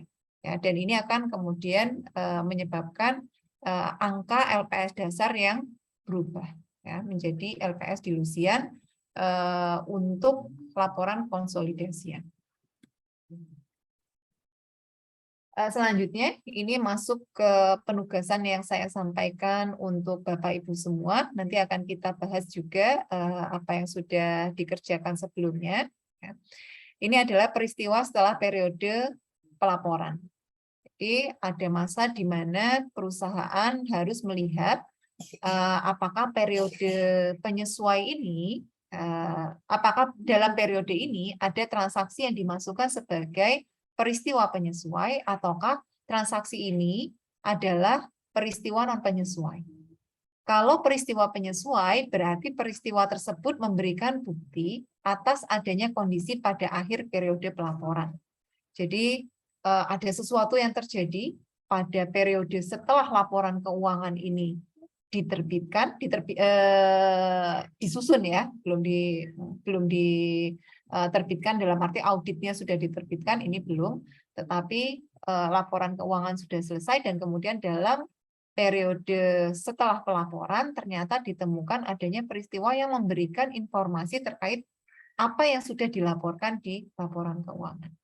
Berarti ini kita masukkan sebagai peristiwa penyesuai di mana perusahaan harus membuat penyesuaian, ya, adjustment atas apa yang sudah dilaporkan pada laporan keuangan. Ya, ini harus ada adjustment, harus ada penyesuaiannya. Nah, yang kedua adalah peristiwa non penyesuai. Kalau peristiwa non penyesuai berarti peristiwa yang terjadi setelah periode pelaporan ini tidak mengindikasikan tidak memberikan bukti tambahan atas apa yang terjadi pada tanggal periode pelaporan. Ya, sampai akhir periode pelaporan sudah dilaporkan ada peristiwa terjadi, tetapi tidak mempengaruhi apapun yang ada pada periode pelaporan. Jadi memang ini hanyalah kondisi setelah periode pelaporan. Ya. Nah, ini tidak perlu dilakukan penyesuaian. Ya. Tetapi bisa jadi diperlukan pengungkapan untuk menjelaskan mengenai kondisi tersebut. Ya. Jadi kalau masuk dalam peristiwa penyesuai, berarti harus dilakukan penyesuaian. Tetapi kalau ini adalah peristiwa non penyesuai, berarti bisa jadi harus dilakukan pengungkapan, bisa jadi tidak perlu dilakukan apapun. Ya, ini kemungkinan untuk peristiwa non penyesuai. Tetapi kalau peristiwa penyesuai, jelas hanya satu kemungkinannya, yaitu dilakukan penyesuaian. Ya. Nah, ini yang sudah dikerjakan oleh Bapak Ibu. Di sini ada beberapa peristiwa yang kemudian kita perlu melihat apakah diperlukan penyesuaian, pengungkapan, ataukah tidak diperlukan penyesuaian maupun pengungkapan. Di sini sudah dikerjakan dalam kelompok, ya. Monggo Bapak Ibu, mungkin ada yang berkenan untuk menyampaikan hasil dari diskusi di kelompoknya terkait peristiwa 1 sampai 12. Mungkin dari kelompok 5 ya Mbak Dari ya. Ya, silakan Pak Lana. Saya atau Mbak Dari nih. Pak Lana aja, monggo, enggak apa-apa. Ya. Dari kelompok 5 untuk nomor 1, 2, 3, dan 4 itu perlu pengungkapan, dasarnya dari tidak sakal 8, paragraf 22, bagian H, A, D, dan C. Itu yang nomor 1 sampai 4. Kemudian nomor 5 itu tidak perlu penyesuaian dan tidak perlu pengungkapan, jadi ini karena cuma berakhirnya masa jabatan CEO, artinya hanya berakhir saja, tetapi belum ada perubahan yang signifikan dari sisi aturan maupun kebijakan yang sifatnya akan merubah struktur perusahaan secara besar-besaran gitu. Jadi hanya nomor 5 sekedar, ya tadi ya. Hanya sekedar masa jabatannya berakhir dah gitu kan. Jadi kami menganggap tidak perlu diungkapkan dan disesuaikan. Nomor 6 masih sama, perlu pengungkapan karena itu masuk di PSK 8 paragraf 22 bagian F. Kemudian nomor 7 dan 8 juga tidak perlu ada pengungkapan dan penyesuaian. Nomor 7 itu kehilangan pelanggan penting itu tidak masuk dalam pentingnya, itu kan tidak ketahuan ya apakah signifikan apa enggak, dan mungkin kalau hanya sekedar pelanggan kan mungkin masih banyak pendapatan lain selain dari pelanggan kan gitu ya. Jadi mungkin yang lebih besar malah mungkin di luar dari pelanggan kan, bisa jadi gitu ya. Jadi tidak perlu masuk keduanya. Lalu yang 8 juga tidak perlu karena ini mogok ini asumsinya kita asumsikan tidak signifikan lah. Kan mogok ada yang cuma sehari, ada yang setengah hari, ada yang sebulan. Nah, ada yang pengaruhnya besar, signifikan. Karena kalau pabrik itu mogok mungkin menyalakan mesin itu butuh biaya yang sangat besar. Jadi mungkin bisa pengaruh signifikan. Tapi kalau secara umum ya karena kalimatnya cuma mogok kan ya kita nggak tahu ini signifikan apa enggak, ya udah aja tidak masuk dua-duanya. Lalu yang 9 ini perlu penyesuaian karena di Dasar 8 paragraf 9 bagian B dan I itu ada kerugian material di akhir tahun karena ada kebangkrutan dari pelanggan. Lalu pengangkatan CEO baru ini kasusnya sama dengan tadi CEO, jadi pemberhentian dan pengangkatan baru diberhentikan dan baru diangkat, jadi belum ada perubahan yang signifikan sehingga kita asumsikan itu tidak masuk dua-duanya, jadi tidak perlu diungkapkan, tidak perlu diselesaikan. Nomor 11 ini tuntutan hukum jelas ini perusahaannya itu tuntutannya di tahun sebelumnya, jadi itu akan mempengaruhi laporan keuangan sehingga perlu disesuaikan. 12 terakhir itu tidak perlu disesuaikan tapi perlu diungkapkan karena ini sesuai dengan SHK 8 paragraf 22 bagian A dan B. Itu saja Bu, karena major ya. Ya, baik. Karena yang 1 sampai 4 tadi diperlukan penyesuaian ya. Pengungkapan. Oh, yang 1 sampai 4 tadi pengungkapan ya.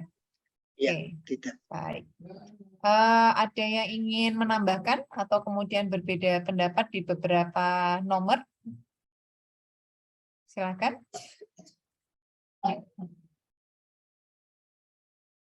Bapak Ibu yang ingin menjelaskan dasar dari jawabannya, seandainya kemudian berbeda ya, tidak ada masalah. Dan mencoba, silakan Bu Budiasi.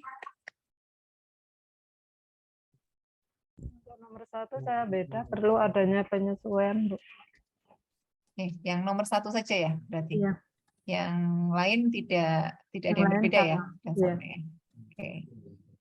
Baik, ini akan coba kita bahas satu persatu, tetapi sebenarnya ini yang disampaikan Pak Lana tadi benar ya. Kalau kemudian kita hanya melihat informasi dari yang tertulis saja, sebenarnya ini tidak hitam putih juga ya. Ada yang agak abu-abu juga ya. Kemudian kita harus memberikan justifikasi tambahan. Oh, ini maksudnya seperti apa? Penting itu maksudnya apa? Gitu ya.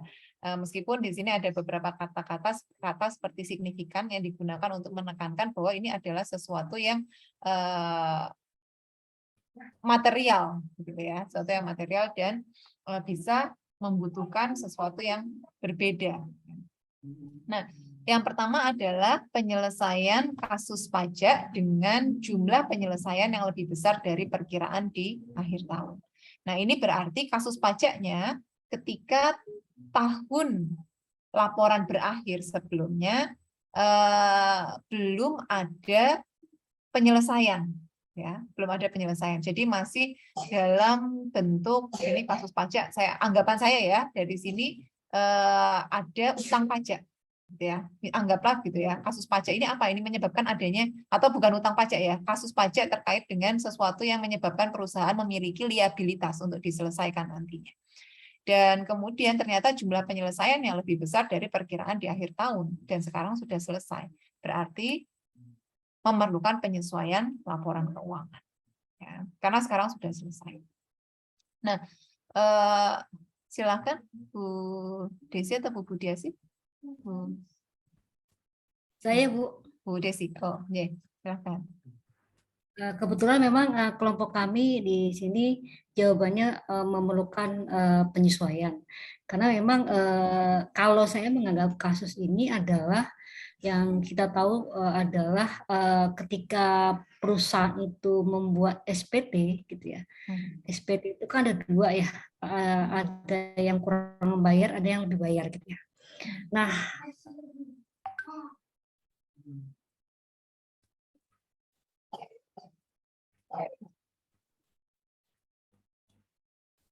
ini koneksinya Bu Desi atau ngehang Bu Desi? Oh, terputus di saya juga berhenti Bu. Berarti ini kita tunggu sebentar. Bu Desi mungkin sedang reconnect ya.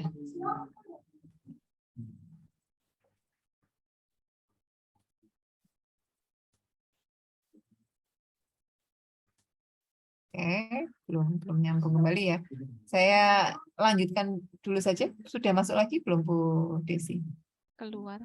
Mungkin Keluar saya ya. bisa melanjutkan Bu, kebetulan Oke, kami silakan satu kelompok. Bu Nining. Untuk yang A itu kami kelompok kami setuju dengan Bu Budiase sependapat bahwa itu butuh penyesuaian di laporan keuangan karena di sini lebih besar itu memang kita bisa mengetahui dia material atau tidak terhadap laporan keuangan itu juga jelas. Namun dalam kasus penyelesaian pajak ini bisa saja kurang bayar atau lebih bayar gitu ya. Jadi itu memang butuh penyesuaian. Demikian Ibu. Maaf Bu Desi karena tadi ngeheng saya lanjutkan. Iya, monggo benar. Ya, sudah dilanjutkan Bu Nining tadi, jadi sama ya dengan tadi Bu Diasih juga bahwa yang pertama memerlukan penyesuaian laporan keuangan. Nah, kemudian pembukaan lini produk baru, ya, di sini tidak diperlukan penyesuaian maupun pengungkapan. Ini hanya menjelaskan ada pembukaan lini produk baru saja, tetapi tidak mempengaruhi apapun yang sudah dilaporkan oleh perusahaan. Monggo Bu Wendari. Baik Bu, saya kembali ke nomor 1. Dasarnya apa ya itu kok penyesuaian? Karena kalau kita lihat dari paragraf 22 ayat pas PSAK 22, para PSAK 8 paragraf 22, kemudian pada poin H itu dikatakan begini. Perubahan tarif pajak atau peraturan perpajakan yang diberlakukan atau diumumkan setelah periode pelaporan dan memiliki pengaruh signifikan pada aset dan liabilitas pajak kini dan tanggungan. Itu adalah peristiwa non penyesuaian yang umumnya dibuat pengungkapan. Gitu, Bu. Jadi kami B tadi. Terima kasih. Dalam PSAK yang disebutkan Bu Wendari tadi, ini adalah perubahan tarif pajak. Ini mungkin karena yang kita bahas di sini adalah satu penjelasan dalam ini ya, dalam cerita, bukan cerita bahkan ya, satu kalimat, memang bisa kemudian interpretasinya berbeda. Tetapi karena di sini adalah satu kasus pajak, ini adalah satu kasus terkait pajak yang menyebabkan perusahaan anggaplah memiliki liabilitas, ya, bukan sekedar kurang bayar atau lebih bayar, tapi ada satu kasus pajak yang menyebabkan perusahaan kemudian, bukan sekedar perubahan tarif pajak yang memang terjadi setelah tanggal pelaporan, tetapi memang ada kasus pajak yang mungkin menyebabkan perusahaan di sini menanggung liabilitas tertentu, ataukah kemudian menjadi kebalikannya ya. Tetapi kalau di sini melihat jumlah penyelesaian yang lebih besar dari perkiraan di akhir tahun, kemungkinan perusahaan harus membayar lebih besar dari perkiraan di akhir tahun. Jadi kasus pajak di sini adalah sesuatu yang berbeda dari perubahan tarif pajak. Maksudnya sengketa pajak itu Bu, misalnya lebih bayar yang harus menjadi masuk ke pengadilan pajak gitu ya Bu ya? Betul, Bu Dari, seperti itu. Ya kalau kata-kata ada pengadilannya sih saya paham, tapi kalau cuma kasus pajak aja. Betul. Gitu. Jadi karena memang ini kan satu contoh dengan satu kalimat saja ya. Jadi memang kita tidak bisa kemudian langsung melihat ini sebagai satu penjelasan yang langsung bisa kita pahami dengan baik ya. Tetapi kalau kemudian melihat kasusnya langsung ataukah kemudian melihat peristiwanya langsung, ini kan akan berbeda. Ya, contingent liability kalau itu maksudnya. Betul, contingent liability Bu Dari maksudnya di sini. Kalau ada clue-nya contingent liability, oke. Terlalu jelas nanti Bu kalau itu, jadi nggak jebakan. Nah, kemudian tadi juga ya ada penggunaan kata penting gitu ya. Yang ini sebenarnya juga abu-abu kalau kemudian kita tidak melihat kasusnya sendiri ya. Tetapi kemudian ada kemungkinan seperti apa ya. Pembukaan ini baru ini jelas ya. Oke ya. Silakan Bu Desi. Maaf Bu, untuk pembukaan lini baru itu dasarnya apa Bu? Kok dia hanya C, artinya hanya tidak diperlukan penyesuaian? Sebentar saya izinkan Bu Desi dulu ya, mungkin ya, kalau terkait dengan nomor 1. Silakan Bu Desi. Saya nomor 2 Bu, terkait oke. dengan pembukaan ini produk baru. Saya sependapat dengan memang tidak perlu penyesuaian dan tidak perlu pengungkapan. Saya kaitkan dengan adanya adanya going concern. Karena ada satu kasus di Banyuwangi gitu ya. Setelah dia membuat laporan keuangan, itu dia akan mengadakan pemutusan karyawan besar-besaran. Waktu itu KAP-nya bahwa bilang ini tidak perlu ini harus tidak boleh dilakukan.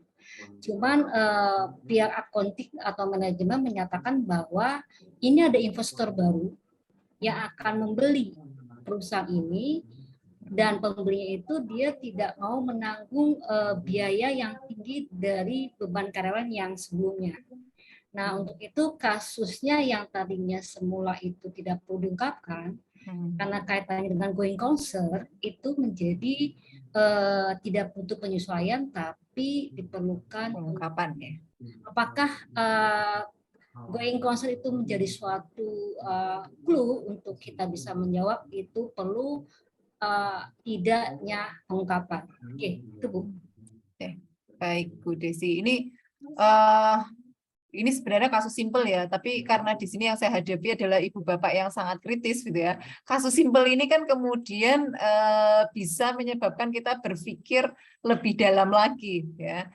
Jadi apakah kemudian going concern tadi bisa menjadi salah satu dasar untuk ini perlu kita ungkapkan atau tidak? Jelas bisa, Bu Desi. Ya, karena memang kalau kemudian ada asumsi going concern yang kemudian terlanggar ya, baik kemudian ini berhubungan dengan perusahaan sendiri maupun kemudian perusahaan yang diakuisisi, ya ini memang perlu diungkapkan. Nah, kalau kemudian tadi kita kembali ya ke pertanyaan Bu Undari juga yang berhubungan dengan nomor 2, sebenarnya kalau kita berpikir sekedar ini pembukaan lini produk baru, bisa C saja ya. Tetapi memang kalau kita kemudian berpikir pembukaan lini baru ini ada hubungannya dengan akuisisi ya, karena lini produk baru ini kan bisa jadi muncul bukan karena perusahaan memulai dari nol, tetapi karena adanya akuisisi ya. Ini bisa kemudian menjadi B. Jadi ini ada banyak kemungkinannya, tetapi kalau kita hanya berpikir bahwa perusahaan kemudian membuka lini produk baru, ya sudah ya, ini berarti adalah satu peristiwa yang terjadi setelah tanggal penyesuaian, ya ini kondisi baru yang akan mempengaruhi laporan keuangan setelahnya. Tetapi pembukaan lini produk baru ini sebenarnya bisa bercabang kemana-mana. Ya, ini pembukaan lini produk barunya karena apa? Ya, nah ini bisa kemudian menyebabkan B ketika memang ada kaitannya misalnya saja dengan akuisisi. Ya. Mohon maaf Bu, Ya. kenapa tadi B kayak sepertinya ada tambahan yang menguatkan, yaitu kombinasi bisnis signifikan setelah periode pelaporan, dan itu sangat menguatkan asumsi kami. Kenapa Bu? Jadi karena itu kombinasi bisnis kan kalau membuat ini produk baru itu. Betul. Jadi kalau kemudian kita mengasumsikan bahwa ini adalah kombinasi bisnis, muncul dari kombinasi bisnis, memang harus B, harus diungkapkan ya. Tetapi kalau kemudian ini bukan muncul dari penggabungan bisnis ya, berarti kita bisa saja menganggap tidak perlu dilakukan apapun. Ya, jadi memang ada cerita apa nih di balik pembukaan lini produk baru ini? Ini sebenarnya bisa menyebabkan B ataupun C ya. Nah, B dan C ini memang seringkali akan menyebabkan kebingungan tertentu ya. Tetapi sekali lagi karena di sini yang kita lihat hanya satu statement saja, maka seringkali abu-abu ya, munculnya seringkali abu-abu. Kalau menghadapi gitu gimana Bu nanti kalau di ujian? Ini kan pentingnya di situ. Ya, sebenarnya kalau saya melihat dari soal-soal yang ada, biasanya memunculkan satu kata seperti signifikan ya, atau kemudian apa ya, ada satu kata yang menjadi kuncinya Bu Undari ya. Kalau kemudian sepertinya flat ya, ini biasanya tidak diperlukan penyesuaian ya, pembukaan lini baru. Jadi sepertinya kan flat sekali ya, itu berarti C ya. Kemudian kalau kerugian besar ya, kerugian besar suatu pabrik karena kebakaran, Ini kan menjadi kata kuncinya itu besar gitu ya. Nah, di sini kemudian masuk sebagai pengungkapan ya. Sama juga untuk yang keempat, ini ada kata kuncinya penjualan aset perusahaan dengan jumlah yang signifikan, ini juga B ya, jadi pengungkapan. Kalau kemudian perusahaan menjual aset perusahaan, ini kan sebenarnya tidak perlu untuk diungkapkan ya. Kalau memang ini hanyalah penjualan aset perusahaan karena misalkan saja asetnya ini adalah satu aset yang sudah selesai digunakan, ya sudah. Ya, tapi kalau kemudian penjualan aset perusahaan dengan jumlah yang signifikan, ini bisa jadi aset ini kan dalam bentuk investasi, ya, jumlahnya insignifikan, berarti kemudian memerlukan pengungkapan. Berakhirnya masa jabatan CEO ini benar sekali, ya, tidak diperlukan penyesuaian maupun pengungkapan karena kita juga tidak tahu dampaknya. Ya. Bisa jadi CEO baru nanti punya kebijakan, tapi ya kita belum tahu juga. Ya. Jadi mau diungkapkan pun ini sebenarnya tidak relevan untuk pengambilan keputusan. Kemudian penerbitan jumlah saham baru dalam jumlah yang signifikan. Maka di sini kalau kita melihat jumlahnya signifikan, silakan untuk diungkapkan. Ya. Karena bisa jadi untuk nantinya memperhitungkan bahwa di periode berikutnya PER-nya, ya, profit earning ratio-nya ini nanti LPS-nya, ya, laba per sahamnya ini kan mungkin akan berbeda, ya, karena ada penerbitan saham baru yang jumlahnya signifikan. Dan juga penerbitan saham baru ini bukan sesuatu yang rutin dilakukan oleh perusahaan, apalagi dalam jumlah yang signifikan. Ya, sehingga memang perlu dilakukan pengungkapan. Ini tadi sepertinya sudah betul ya, sudah semuanya sudah jawabannya seragam. Nah, nomor 7. Nomor 7 ini sebenarnya juga agak abu-abu ya. Kalau kita kemudian melihat ada kata penting di sini, ya, kehilangan pelanggan penting. Ya. Penting ini kan sebenarnya bisa jadi kemudian berakibat pada piutang perusahaan. Ya. Kehilangan pelanggan penting ini karena apa? Ya. Tetapi kalau memang ini kehilangan pelanggan penting yang kita katakan sebagai salah satu pelanggan penting perusahaan, ya, maka ini tidak perlu dilakukan apapun. Ya, tetapi nomor 7 ini memang sangat abu-abu. Ya. Apa efek dari kehilangan pelanggan penting ini tadi? Kalau kemudian utamanya bisa berakibat pada piutang perusahaan, yang berarti berpengaruh juga pada piutang di tanggal laporan keuangan sebelumnya, maka di sini akan diperlukan penyesuaian. Bisa jadi sampai diperlukan penyesuaian. Ya. Tetapi kalau kemudian kita berpikir bahwa ini hanyalah kehilangan pelanggan penting yang tidak mempengaruhi tanggal laporan keuangan, ya, ini akan menjadi B. Ya. Ataukah kemudian justru tidak diperlukan penyesuaian maupun pengungkapan. Nah, ini nomor 7 ini sebenarnya memerlukan keterangan tambahan ya untuk kita bisa dengan mudah memasukkan A, B atau C. Ya. Tetapi tadi saya surprisingly justru merasa nomor 7 ini sudah seragam ya jawabannya ya. Sudah C ya jawabannya ya. Sudah ya. Kalau sebenarnya nomor 7 ini kalau kemudian berpikirnya agak jauh, ini bahkan bisa A gitu ya maksudnya. Tetapi memang kalau kita hanya melihat kehilangan pelanggan biasa, walaupun ini pelanggan penting ya, tetapi bisa tidak diperlukan apapun.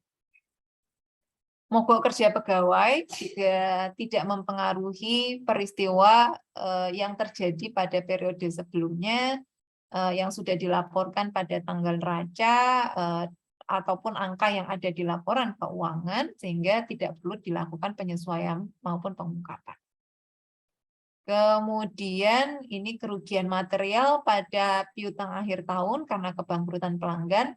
Tadi jawaban dari Pak Lana ya sudah menjelaskan bahwa berarti kalau ada perubahan pada piutang akhir, ada kebangkrutan pelanggan, ini mempengaruhi angka piutang di akhir tahun, berarti harus disesuaikan.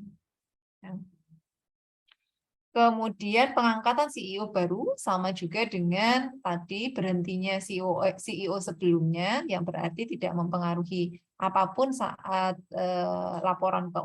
pada tanggal laporan keuangan. Kemudian di sini penyelesaian tuntutan hukum pada perusahaan di tahun sebelumnya, ya ini sebenarnya sama dengan A, ya. Tetapi di nomor 1 tadi dikhususkan pada pajak, ya kasus pajak. Nah ini mungkin yang dimaksud Bu Dari tadi ya, ini kasusnya kemudian menjelaskan tuntutan hukum. Jadi memang kita sudah paham bahwa oh ini sudah diselesaikan, yang sebelumnya masih kontingen, ya. Berarti akan masuk sebagai penyesuaian laporan keuangan. Ya. Kemudian yang terakhir, merger dengan perusahaan lain dengan ukuran yang sepadan. Ini adalah informasi yang penting, tetapi tidak berkaitan dengan apa yang sudah dilaporkan. Sehingga yang perlu dilakukan adalah ungkapkan. Ya, karena di sini ada penggabungan usaha. Ya, tadi sudah disampaikan Bu Dari juga ya, informasi mengenai penggabungan usaha, maka ini adalah sesuatu yang perlu diungkapkan. Ada pertanyaan dulu, Ibu di sini? Dari Bu Laina, silakan. Terima kasih, Bu Lia. Saya ingin tanyakan mengenai itu yang tadi nomor 3. Kerugian besar suatu pabrik karena kebakaran. Nah itu apa namanya? Kalau kerugian besar suatu pabrik karena kebakaran itu apa tidak menyebabkan apa namanya? Kita perlu mencatat kerugian, Bu. Artinya ada kehilangan aset gitu, apa tidak memerlukan penyesuaian di komponen laporan keuangan? Laporan keuangan ya. Oke. Jadi di sini ada kebakaran, ya. Laporan keuangan sudah disusun pada tanggal 31 Desember. Ya. Dan kemudian kebakaran ini terjadi pada 31 Januari. Apakah kemudian kita harus mencatat kerugian karena kebakaran? Dicatat pada periode berikutnya, ya. Tapi apakah kemudian ini perlu disesuaikan untuk menyesuaikan laporan keuangan, anggaplah tahun 2021 ya. Jadi laporan keuangan 2021 sudah disusun, kemudian terjadi kebakaran di 31 Januari 2022, yang berarti ini nanti akan dilaporkan di tahun 2022. Tetapi ini tidak mempengaruhi apapun yang sudah dilaporkan di laporan keuangan 2021. Nah, tetapi karena ini adalah kerugian besar, ungkapkan saja, ya, diungkapkan bahwa ini ada kerugian yang terjadi karena kebakaran pada tanggal 31 Januari 2022. Tetapi untuk penyesuaian tidak perlu dilakukan, karena ini tidak terjadi, tidak mempengaruhi apapun yang sudah dilaporkan di tahun 2021. Baik, terima kasih, Bu. Silakan Bu Nur Azizah. Ya, izin menambahkan Bu, karena memang kerugian suatu pabrik karena kebakaran ini termasuk peristiwa yang non transaksional. Ya, jadi apa namanya? Memang jadi saya baca kasus di mana salah satu perusahaan garmen internasional dia mengalami kerugian atas kebakaran sekitar 10 miliar. Dan itu dia masukkan ke dalam laporan keuangan pada saat itu, tapi masuknya ke pengungkapan di CALK-nya. Jadi tidak menyebabkan penyesuaian apapun, walaupun di persediaannya dia kan jadi kayak mesin-mesinnya terbakar semuanya, itu kan aset-aset persediaan. Harusnya kan disesuaikan lagi, karena kan pasti kehilangan atau mengalami kerusakan atau kerugian tersebut. Cuma mungkin disesuaikannya di periode berikutnya. Jadi di periode saat itu hanya diungkapkan saja bahwa telah terjadi peristiwa besar, baru diungkapkan di selanjutnya, di periode selanjutnya. Mungkin Bu menambahkan sedikit. Ya, terima kasih Bu Nur Azizah. Jadi betul ya, karena ini kaitannya dengan laporan keuangan periode sebelumnya. Ya, jadi bukan dengan laporan keuangan periode saat ini. Kalau kemudian dengan periode saat ini jelas sekali harus dicatat. Ya, jangan sampai kemudian ini terlewat ya, karena ini adalah satu kerugian besar. Ya, tapi kalau kemudian hubungannya dengan laporan keuangan periode sebelumnya, maka ungkapkan saja, karena bisa jadi relevan ya. Tadi efeknya bisa jadi seperti yang disampaikan Bu Nur Azizah. Kemudian perusahaan jadi tidak bisa beroperasi sementara, padahal ada mesin-mesin yang digunakan untuk memproduksi barang dagang utama, gitu ya, ataukah kemudian ini menjadi satu pabrik utama yang memproses bagian penting ya dari komponen penting ya dari satu produk perusahaan ya, sehingga ini akan menghambat, gitu ya, pasti akan menghambat. Jadi kalau kemudian tidak diungkapkan, ya, ini kan sebenarnya relevan nih dengan pengambilan keputusan berdasarkan laporan keuangan periode sebelumnya. Ya. Jadi tidak menjelaskan apapun tidak menjelaskan apa yang sudah dilaporkan perusahaan di periode sebelumnya, tetapi relevan untuk pengambilan keputusan. Sehingga yang perlu dilakukan adalah mengungkapkan mengenai kebakaran tersebut. Ya, kerugiannya ini harus diungkapkan. Ya. Ada yang menambahkan lagi? Mungkin ada yang menjadi pertanyaan dari apa yang sudah kita dari 12 poin di sini. Silakan Bu Laina. Baik, terima kasih Bu Lia. Ini terkait dengan poin 7, Bu, kehilangan pelanggan penting. Ya. Itu kalau dijawab bahwa ini adalah peristiwa yang memerlukan penyesuaian laporan keuangan. Penjelasannya, keberadaan pelanggan dapat berkaitan dengan posisi piutang entitas, sehingga kehilangan pelanggan penting dapat mempengaruhi nilai piutang entitas di periode yang akan datang. Termasuk diantaranya adalah komponen estimasi piutang tak tertagih. Kehilangan pelanggan penting ini bisa juga memberi pengaruh yang cukup besar sehingga mempengaruhi asumsi kelangsungan usaha entitas, sehingga perubahan mendasar dalam penggunaan dasar akuntansi perlu dilakukan. Nah, kalau judgement-nya seperti itu, apakah bisa diterima, Bu Lia? Terima kasih. Jadi, apakah ini kemudian bisa gitu ya, kehilangan pelanggan penting? Bisa sekali. Jadi, menurut saya poin 7 ini yang paling abu-abu, gitu ya, kalau kemudian kita harus masukkan A, B, atau C. Ya.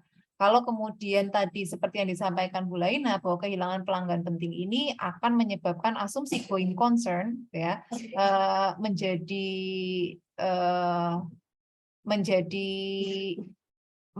apa tadi, asumsi going concern menjadi tidak bisa dipertahankan, ya, bisa jadi yang harus kita lakukan adalah B, pengungkapan, ya. Tetapi kalau kemudian tadi kehilangan pelanggan penting ini kemudian bisa berakibat pada piutang tidak tertagihnya, berarti kita harus melakukan penyesuaian laporan keuangan. Ya. Jadi apa yang terjadi dengan kehilangan pelanggan penting ini? Ya, kalau kemudian going concern, ya ungkapkan saja. Karena memang kemudian kita tidak melihat ada angka yang berubah, ya, tidak ada angka yang berubah, tidak ada angka yang harus kita sesuaikan, ya. Tetapi kalau kemudian tadi ada hubungannya dengan piutang, maka ya silakan untuk melakukan penyesuaian. Kalau bukan sekedar ya, sebenarnya ini suatu hal yang penting ketika going concern ini tidak bisa dipertahankan. Tetapi karena tidak mempengaruhi angka apapun, maka ungkapkan saja. Ya. Bisa jadi kehilangan pelanggan penting ini kan satu pelanggan paling utama, ya, sehingga going concern tadi yang menjadi pertanyaan besar setelah itu. Ya. Kalau kehilangan pelanggan ini dan perusahaan berarti perusahaan akan kehilangan pendapatan dalam jumlah yang cukup besar di tahun berikutnya, maka bisa jadi kita harus melakukan pengungkapan. Ya. Baik, terima kasih Bu Lia. Ya. Silakan Pak Lana. Enggak, cuman pengen, jadi kalau saya simpulkan, kehilangan pelanggan itu mungkin bisa disamakan seperti kehilangan sahabat gitu kali ya Bu ya. Kalau sahabat kita cuma satu dan satu-satunya tempat bernaung kita, mungkin itu masuk ke pengungkapan ya. Tapi kalau sahabat kita itu banyak, hilang satu kan tidak masalah gitu kan. Orang sahabat saya ada puluhan gitu. Jadi ya C aja. Tapi kalau sahabat kita itu banyak, yang hilang itu punya utang, nah itu kan jadi masalah itu. Ya. Kemudian utangnya gitu sudah nggak bisa ya. dikejar lagi gitu ya Pak Lana ya. Ya, betul sekali. Jadi kehilangan pelanggan penting ini sangat situasional ya menurut saya untuk bisa A, B atau C. Dan di sini saya juga merasa sebenarnya harus ditambahkan informasi penting lainnya gitu ya untuk kemudian bisa menentukan A, B atau C. Ya. Tapi tadi saya melihat bahwa jawabannya malah cenderung seragam ya untuk yang nomor 7 ini, tetapi mungkin kebetulan saja ya, kemudian berpikir mengarah ke satu situasi yang sama. Ya.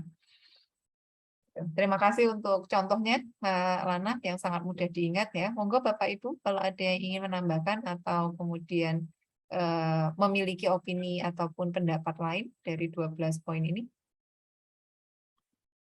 Nih. Oke. Bu Sylvia, silakan. Ya, terima kasih Bu Aprilia. Saya mungkin cuma sekadar bertanya bahwa apa yang di 12 poin ini berarti jawaban itu bisa saja A atau B atau C itu mungkin saja dengan adanya alasan tambahan. Mungkin seperti itu kali ya Bu Aprilia. Ya. Ya, mungkin misalnya tadi yang di nomor 1 gitu, misalnya di nomor 1 itu kan kalau kita ada penjelasan lain gitu atau penjelasan tambahan yang kita bisa ungkapkan, itu bisa saja jawaban itu tidak hanya penyesuaian tapi bisa ke pengungkapan. Itu mungkin bisa jawaban itu antara A, B ataupun C kalau ada tambahan penjelasan, mungkin seperti itu, atau mungkin tambahan alasan, mungkin seperti itu ya Bu Aprilia. Oke. Baik Bu Sylvia, jadi sebenarnya kalau kita melihat situasinya langsung, maka akan lebih mudah ya untuk menentukan A atau B atau C. Tetapi pada soal seperti ini memang bisa jadi ya,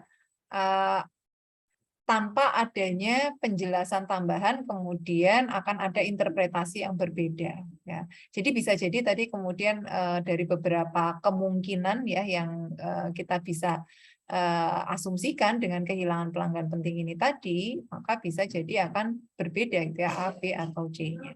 Jawabannya yang mana seharusnya ya. Tetapi kalau untuk beberapa soal yang saya temui, kalau ini adalah soal cerita, biasanya jauh lebih penjelasannya jauh lebih banyak ya, jauh lebih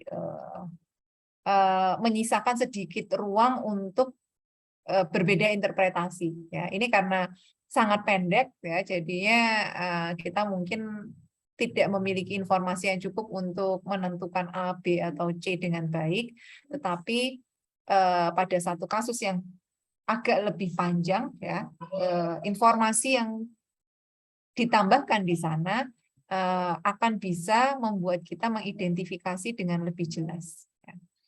Ya, jadi ini memang karena soal yang ada di sini sangat singkat ya, sangat singkat dan tanpa penjelasan yang mengarah ke sesuatu yang lebih spesifik lagi. Ya. Gitu. Baik, terima kasih Bu Lia. Ya, ada lagi Bapak Ibu? Ya. Kalau tidak ada, ini akan saya akan masuk ke slide terakhir terkait penyajian keuangan interim. Nah, tadi di awal sempat saya sebutkan bahwa PSAK 1 ini tidak mengacu pada laporan keuangan syariah ya, dan juga laporan keuangan interim. Jadi untuk laporan keuangan interim akan mengacu ke PSAK 3. Ya. Yang diminta adalah 3 bulanan atau kuartalan untuk perusahaan terbuka ya, dan tidak diharuskan menggunakan laporan keuangan lengkap. Boleh laporan keuangan yang lebih ringkas. Jadi boleh lebih sedikit dari laporan keuangan, tetapi di sini ya untuk PT terbuka harus menerbitkan laporan keuangan interim setiap 3 bulan. Ya. Nah ini tambahan untuk penyajian keuangan interim. Ya. Disajikannya tiap 3 bulan, ya, boleh dengan informasi lengkap, boleh juga dengan informasi yang lebih ringkas.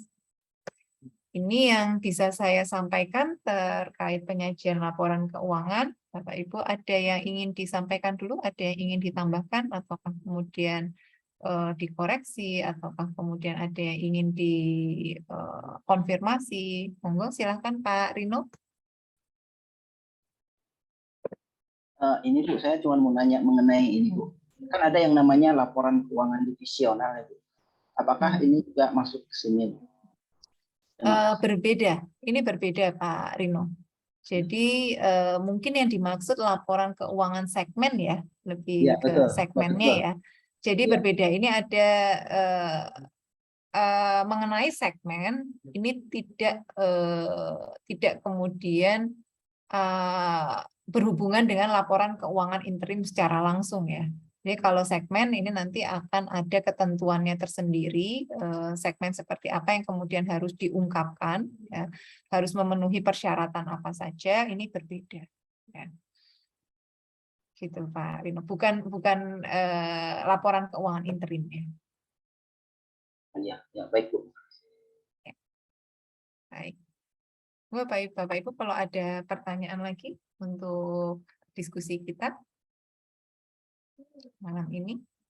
Nanti saya akan sampaikan PowerPoint-nya melalui SeaMaster ya, untuk Bapak Ibu bisa download langsung dari SeaMaster. Silakan, Bu Budiasi. Maaf Bulia, yang slide terakhir tadi saya kurang jelas, kurang paham. Oke. Mengenai itu. Oke. Mengenai laporan keuangan interim ya. Yang ini Mas, yang terakhir ini bedanya laporan keuangan lengkap dengan laporan keuangan ringkas. Oke. Jadi laporan keuangan lengkap di sini seperti halnya yang sudah kita bahas sebelumnya ya. Jadi laporan keuangan lengkap ini terdiri dari apa saja. Ya. Sementara laporan keuangan ringkas bisa jadi menghilangkan beberapa informasi dari laporan keuangan lengkap, tetapi ya tetap menjelaskan pos-pos utama yang harus ada. Ya, jadi laporan keuangan lengkap mungkin sudah bisa menjelaskan mengenai apa ya contohnya ya di sini ya. Saya mencari contoh, Bapak Ibu ada yang terpikirkan apa yang biasanya baru bisa disajikan pada laporan keuangan lengkap, tetapi pada interim ini sulit untuk disajikan. Sebentar, saya mencoba mencari contoh yang mudah lebih dahulu. Seandainya Bapak Ibu ada yang bisa menambahkan, sebentar saya carikan contohnya terlebih dahulu. Duh.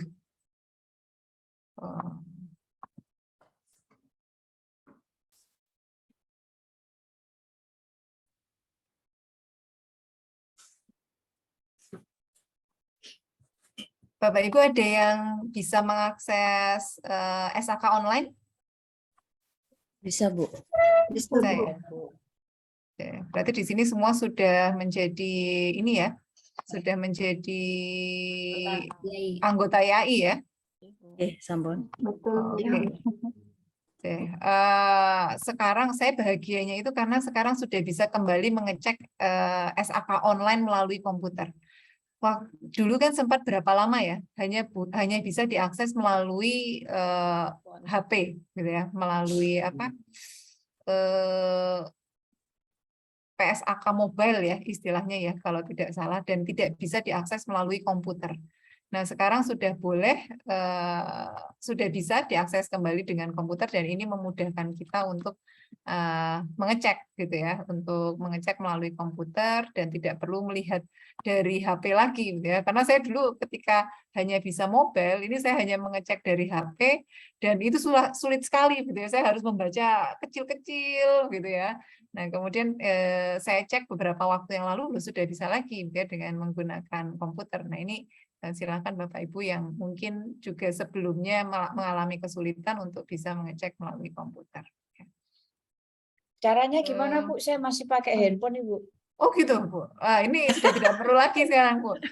Tinggal login melalui PSAK, search langsung PSAK online. Nanti akan keluar mobile apa gitu ya, alamatnya saya lupa. Nah ini kemudian nanti login dengan seperti biasa, login seperti biasa itu nanti bisa dengan komputer. Oke, terima kasih. Atau Ya, dari IAI IAI apa Global gitu? juga bisa login. Oh, dari IAI Global juga bisa ya? Bisa. Ya, Ini, bisa. ini. Mobile itu, app di IAI Global. Ya, jadi tidak perlu saya sampai sakit gitu ya mata saya membaca PSAK dari HP gitu ya. Ini akhirnya sudah bisa kembali ya.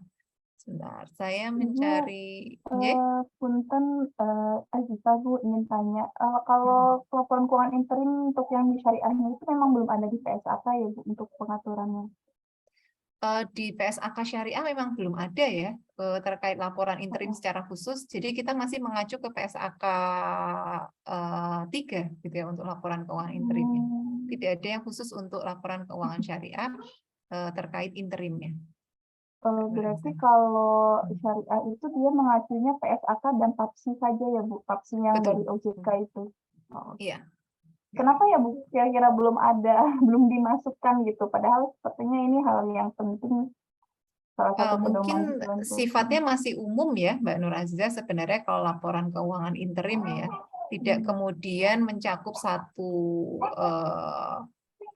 esensi yang berbeda gitu ya untuk laporan keuangan transaksi syariah maupun transaksi pada umumnya ya. Jadi tidak kemudian menyebabkan ada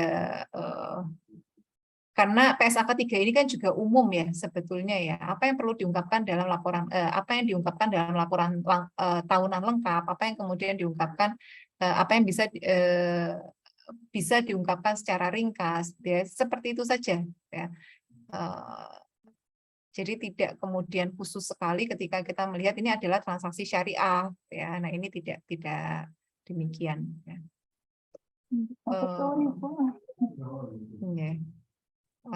Ada Bapak Ibu yang menemukan contohnya di sini apa yang kemudian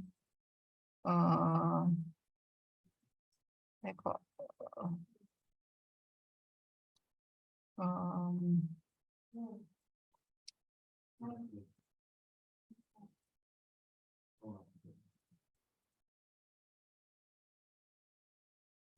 saya tidak menemukan contoh yang bisa saya gunakan juga dari ya.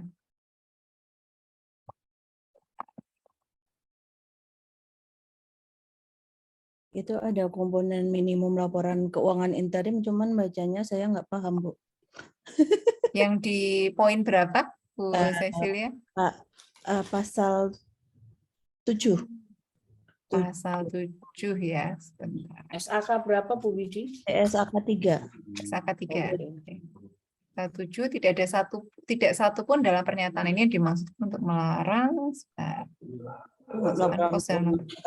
Ini mungkin laporan komponen minimum laporan keuangan interim.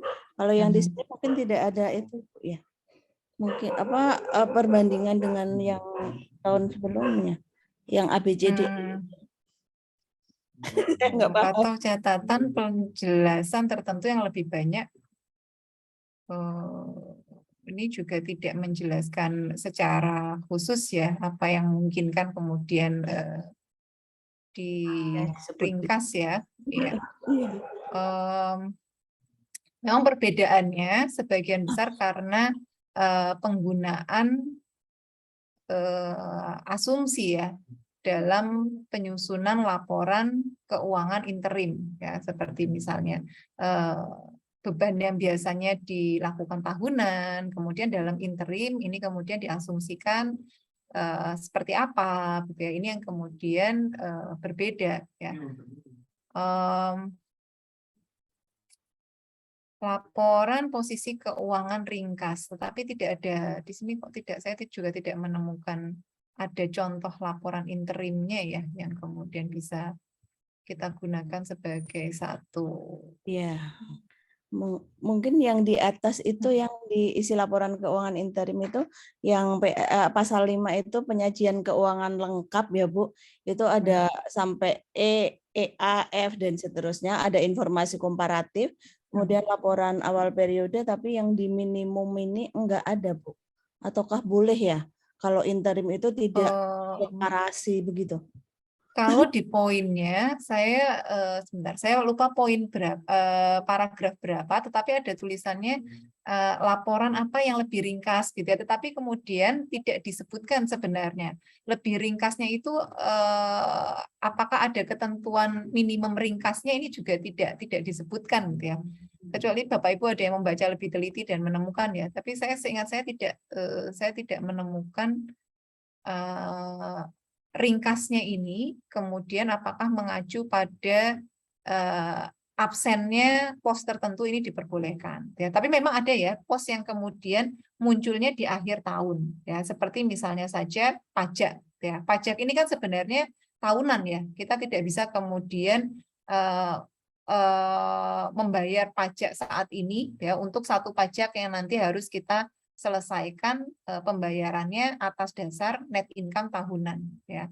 Tetapi bisa jadi kemudian kita membuat perkiraan gitu ya. Ini bisa dilakukan pada laporan interim ya. Ini bisa dilakukan. Apakah kemudian ringkasnya itu di sana gitu ya? Di paragraf 6 Bu, mungkin bisa di paragraf 6 ya. Paragraf 6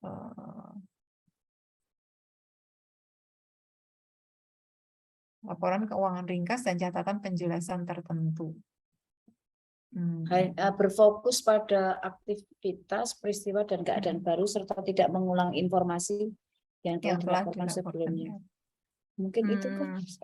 Iya, sebenarnya ini jadi perlu justifikasi sekali ya. Memang kemudian kalau kita melihat di sini tidak ada laporan keuangan ringkas ini menjadi ringkas dalam arti pos apa yang bisa dihilangkan secara spesifik itu tidak ada ya. Tapi memang hanya dijelaskan bahwa isi minimumnya itu ya laporan keuangan tapi lebih ringkas ya. Dan catatan atas laporan keuangan yang biasanya ekstensif dilaporkan dengan lengkap ya. Ini bisa jadi kemudian tidak diungkapkan ya. Karena memang kerumitannya untuk dimunculkan pada laporan keuangan interim ya. Tetapi memang tidak ada panduan. Silakan. Mungkin di paragraf 9 dan 10 jika entitas menerbitkan laporan keuangan lengkap dalam laporan keuangan interimnya, maka format dan isi laporan keuangan interim tersebut sesuai dengan persyaratan PSAK 1. Ini kalau lengkap. Iya, di bawahnya ada yang ringkas. Oh, oke. Baik, mencakup minimum setiap judul dan subjumlah yang termasuk dalam laporan keuangan terkini dan catatan penjelasan tertentu. Pos atau catatan tambahan termasuk dalam laporan keuangan tersebut jika kelalaian atau mencantumkannya akan menyebabkan laporan keuangan ringkas. Enggak ada, Bu. Masih ini juga ya, ini masih kalau kemudian tadi harapannya kita menemukan sesuatu yang sama seperti laporan keuangan lengkap, tetapi kemudian ada penjelasan spesifiknya pos apa yang bisa tidak ada. Ini kan tidak muncul memang di PSAK 3 ini ya. Atau saya rasa posnya harus tetap disampaikan. Maka kalau menghilangkan beberapa pos kan akan miss ya informasi. Cuman catatan penjelasannya mungkin tidak terlalu di-disclose gitu. Ringkas. Kemungkinan seperti itu ya. Iya, tidak perlu catatan penjelasan tertentu gitu mungkin. Karena memang pengungkapan pada CALK ya yang ya di paragraf 7 itu kayaknya kuncinya di situ. Oke.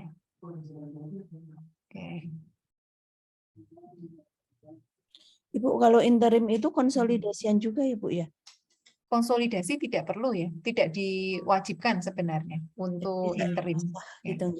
Tahunan saja. Ya.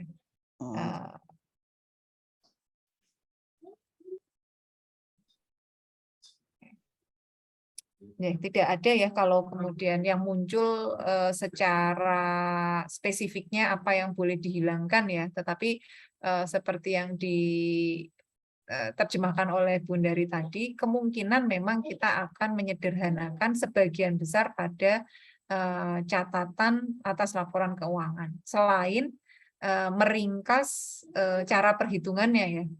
Karena memang tidak bisa untuk merefleksikan 1 tahun penuh yang kemudian dibagi menjadi 3 bulanan, ya, karena belum dijalankan selama 12 bulan penuh, ya, sehingga kemudian bagaimana cara menghitungnya, ya kita ringkas saja, ya kita simpelkan, ya, cara menghitungnya. Nah, itu yang biasa dilakukan pada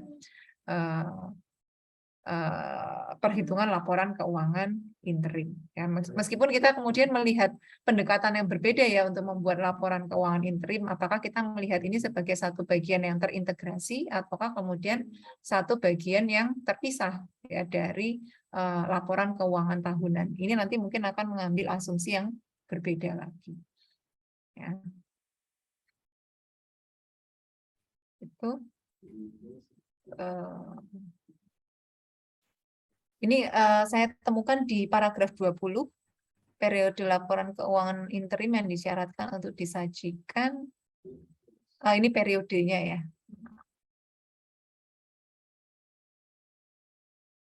Periodenya, bukan posnya ya. Jadi sepertinya memang tidak ada ya kalau kita mencari sesuatu yang lebih spesifik untuk menjelaskan ringkasnya ini apa yang kemudian bisa dihilangkan. Ya, nah ini tidak ada yang spesifik sekali. Itu Bapak Ibu, ini ada beberapa di kolom chat ya. Transaksi syariah memakai SAS, laporan interim untuk syariah mengacu ke PAPSI. Iya, ya. Jadi tidak kemudian ada PSAK syariah sendiri ya terkait standar akuntansi PSAK untuk interim perusahaan yang menggunakan transaksi syariah, ya ini tidak kemudian ada satu PSAK terpisah. Mohon maaf Bapak Ibu, saya sudah mulai asinkron ini antara otak dan mulut saya. Saya sudah mulai ngawang ini sebetulnya. Nggak apa-apa, makasih. Saya kalau mengajar, apalagi kalau kelas MM Jakarta ya itu sebenarnya ada kelas sampai jam 10 itu sudah luar biasa untuk bisa bertahan untuk kelas senior eksekutif ya. Ini yang diajar adalah Bapak Ibu yang luar biasa berpengalaman gitu ya. Nah, saya sendiri sudah mulai asinkron. Ya. Baik, Bapak Ibu, saya mohon maaf, sepertinya harus mengakhiri perkuliahan kita hari ini, ya, beberapa menit agak